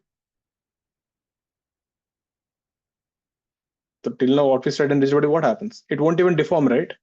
No matter how much force we apply, it won't deform in the first place. Those are hypothetical. So when we study collisions, normally we don't talk about rigid bodies, we study normal bodies. So now see what happens. After this point, three things can happen. First possibility, if these are plastic bodies, like your chapati ka dough, think about if you take your chapati dough and hit the car, it will stick to the car. So this is called perfectly inelastic. This is a perfectly inelastic collision. The bodies will stick together and they'll continue together. They'll go with a common velocity. So in this process, you don't recover anything. You have a maximum loss of energy. They move with common velocity and we have max loss of energy. This is one possibility. The second possibility, they will separate out, but they have some deformation left out. Think of like this, your car goes and it's another car, both the cars got a dent, but they did get separated out. So in this, you lose some energy. So V1, V2, V2 is greater than V1, they got separated. There'll be some loss of energy.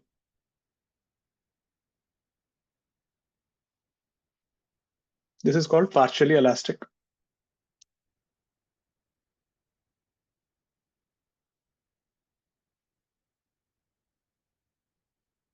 Another possibility, they completely recover everything.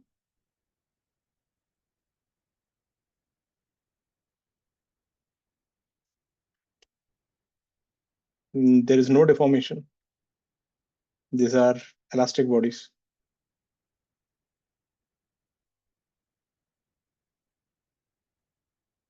So in this case, energy is conserved.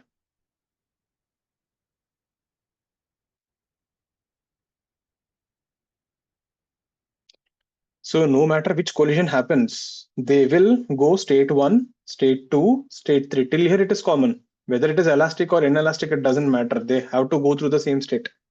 What happens after this will depend on the type of the material. This is called perfectly elastic. Is this making sense, everyone? So which collision will occur will depend on the material. But no matter which collision occurs, they have to go through state 1, 2, 3. After 3, you have 3 choices.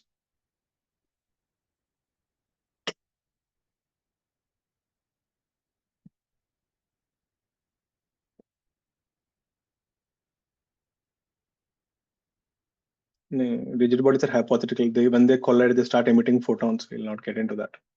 They behave completely weirdly.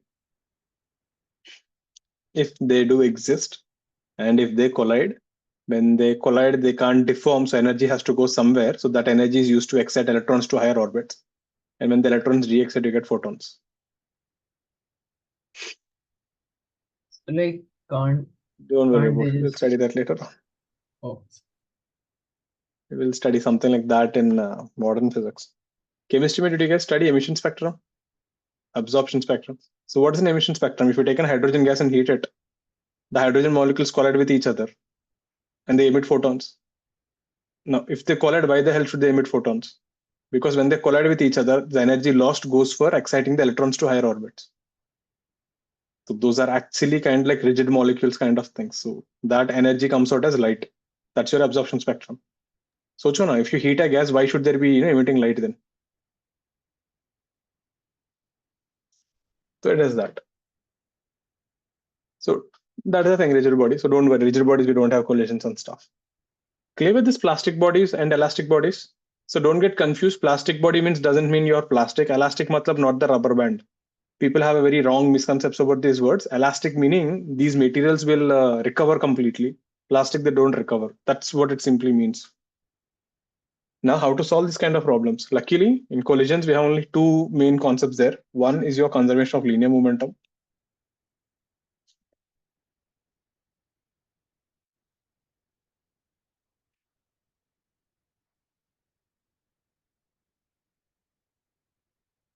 So, M1 U1 bar plus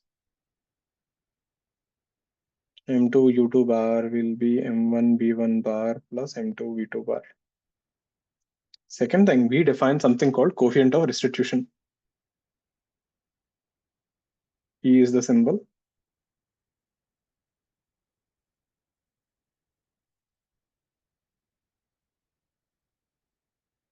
Coefficient of restitution. Restitution is a Latin word. What it means is this tells you how much energy is recovered from deformation. So during the collision, some of the energy must have gone into deformation. In that, how much did you recover? That is the meaning of restitution, recovery. How much energy is recovered from deformation? Now, if the bodies are plastic, how much do you recover? Nothing, right? So E is equal to 0. So for perfectly inelastic collisions, there is no recovery.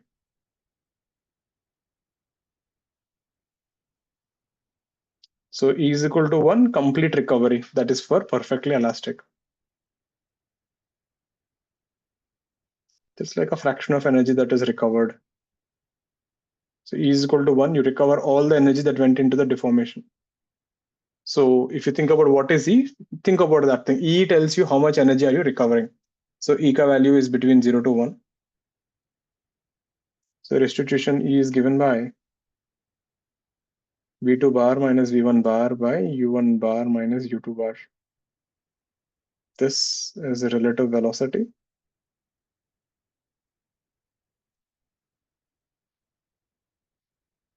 of separation along the common normal. You should take the velocities along the common normal and then use relative velocity.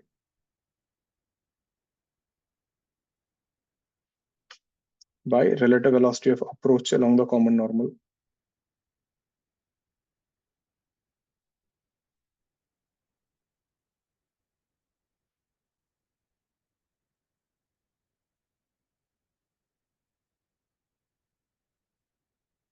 There, this is your second formula. So using these two, you can solve problems. Let me show an example. Next class, we'll do more of them. These are the two main ideas, momentum and restitution.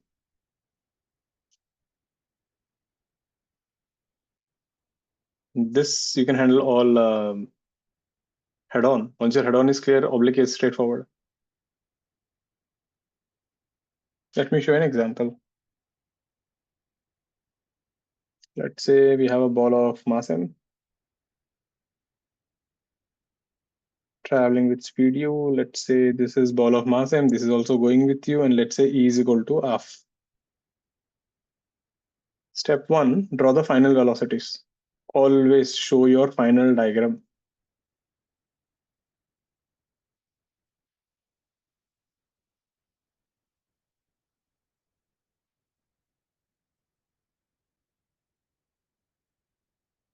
Step 2, conserve momentum.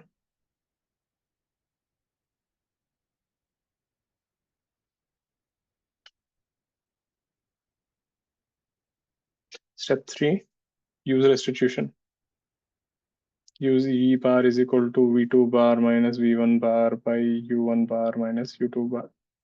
So after collision, let this guy go with V1, let this guy go with V2. So you can choose anyone as 1 or anyone as 2. There's no problem. Step 1, conservation of momentum. So initial momentum is 2mu minus mu is equal to 2mv1 plus mv2. So we get 2v1 plus v2 is equal to u. This is your equation 1. Restitution, E is equal to v2 is in the forward direction. So plus v1 is also forward plus u1. So in this case, this is your u1. This is your u2, which is minus u, going backward. Signs are important. So this is u minus of minus u. E ka value is given 1. So v2 minus v1 is equal to 2u. This is equation 2. Done. Two equations, two unknowns. Take v2 from here and substitute. So v2 will be u minus 2v1 minus v1 is equal to 2u. We get v1 is equal to minus u by 3. So 2 minus indicates the ball is flying back. And v2 will be 2u minus u by 3, 5u by 3. This guy is flying with 5u by 3 to the right. Those are your final velocities, everyone. So like straightforward, you put your final velocities, momentum, restitution, you'll get answers. Check. This is how we solve head-on collisions.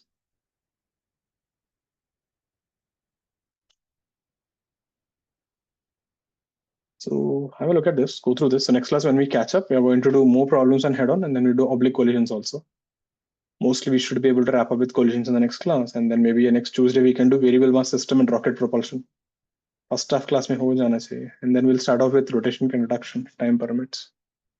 So do check it out. I think we did almost like 35 questions. So do resolve them. You'll be able to handle most of the questions up to at least the momentum part. After your Thursday class, you'll be able to handle collisions also. Okay, so that's the last one for the day. So we'll wrap up with that. And okay, so any doubts, anything, you can stay back and ask. So I'll see you guys on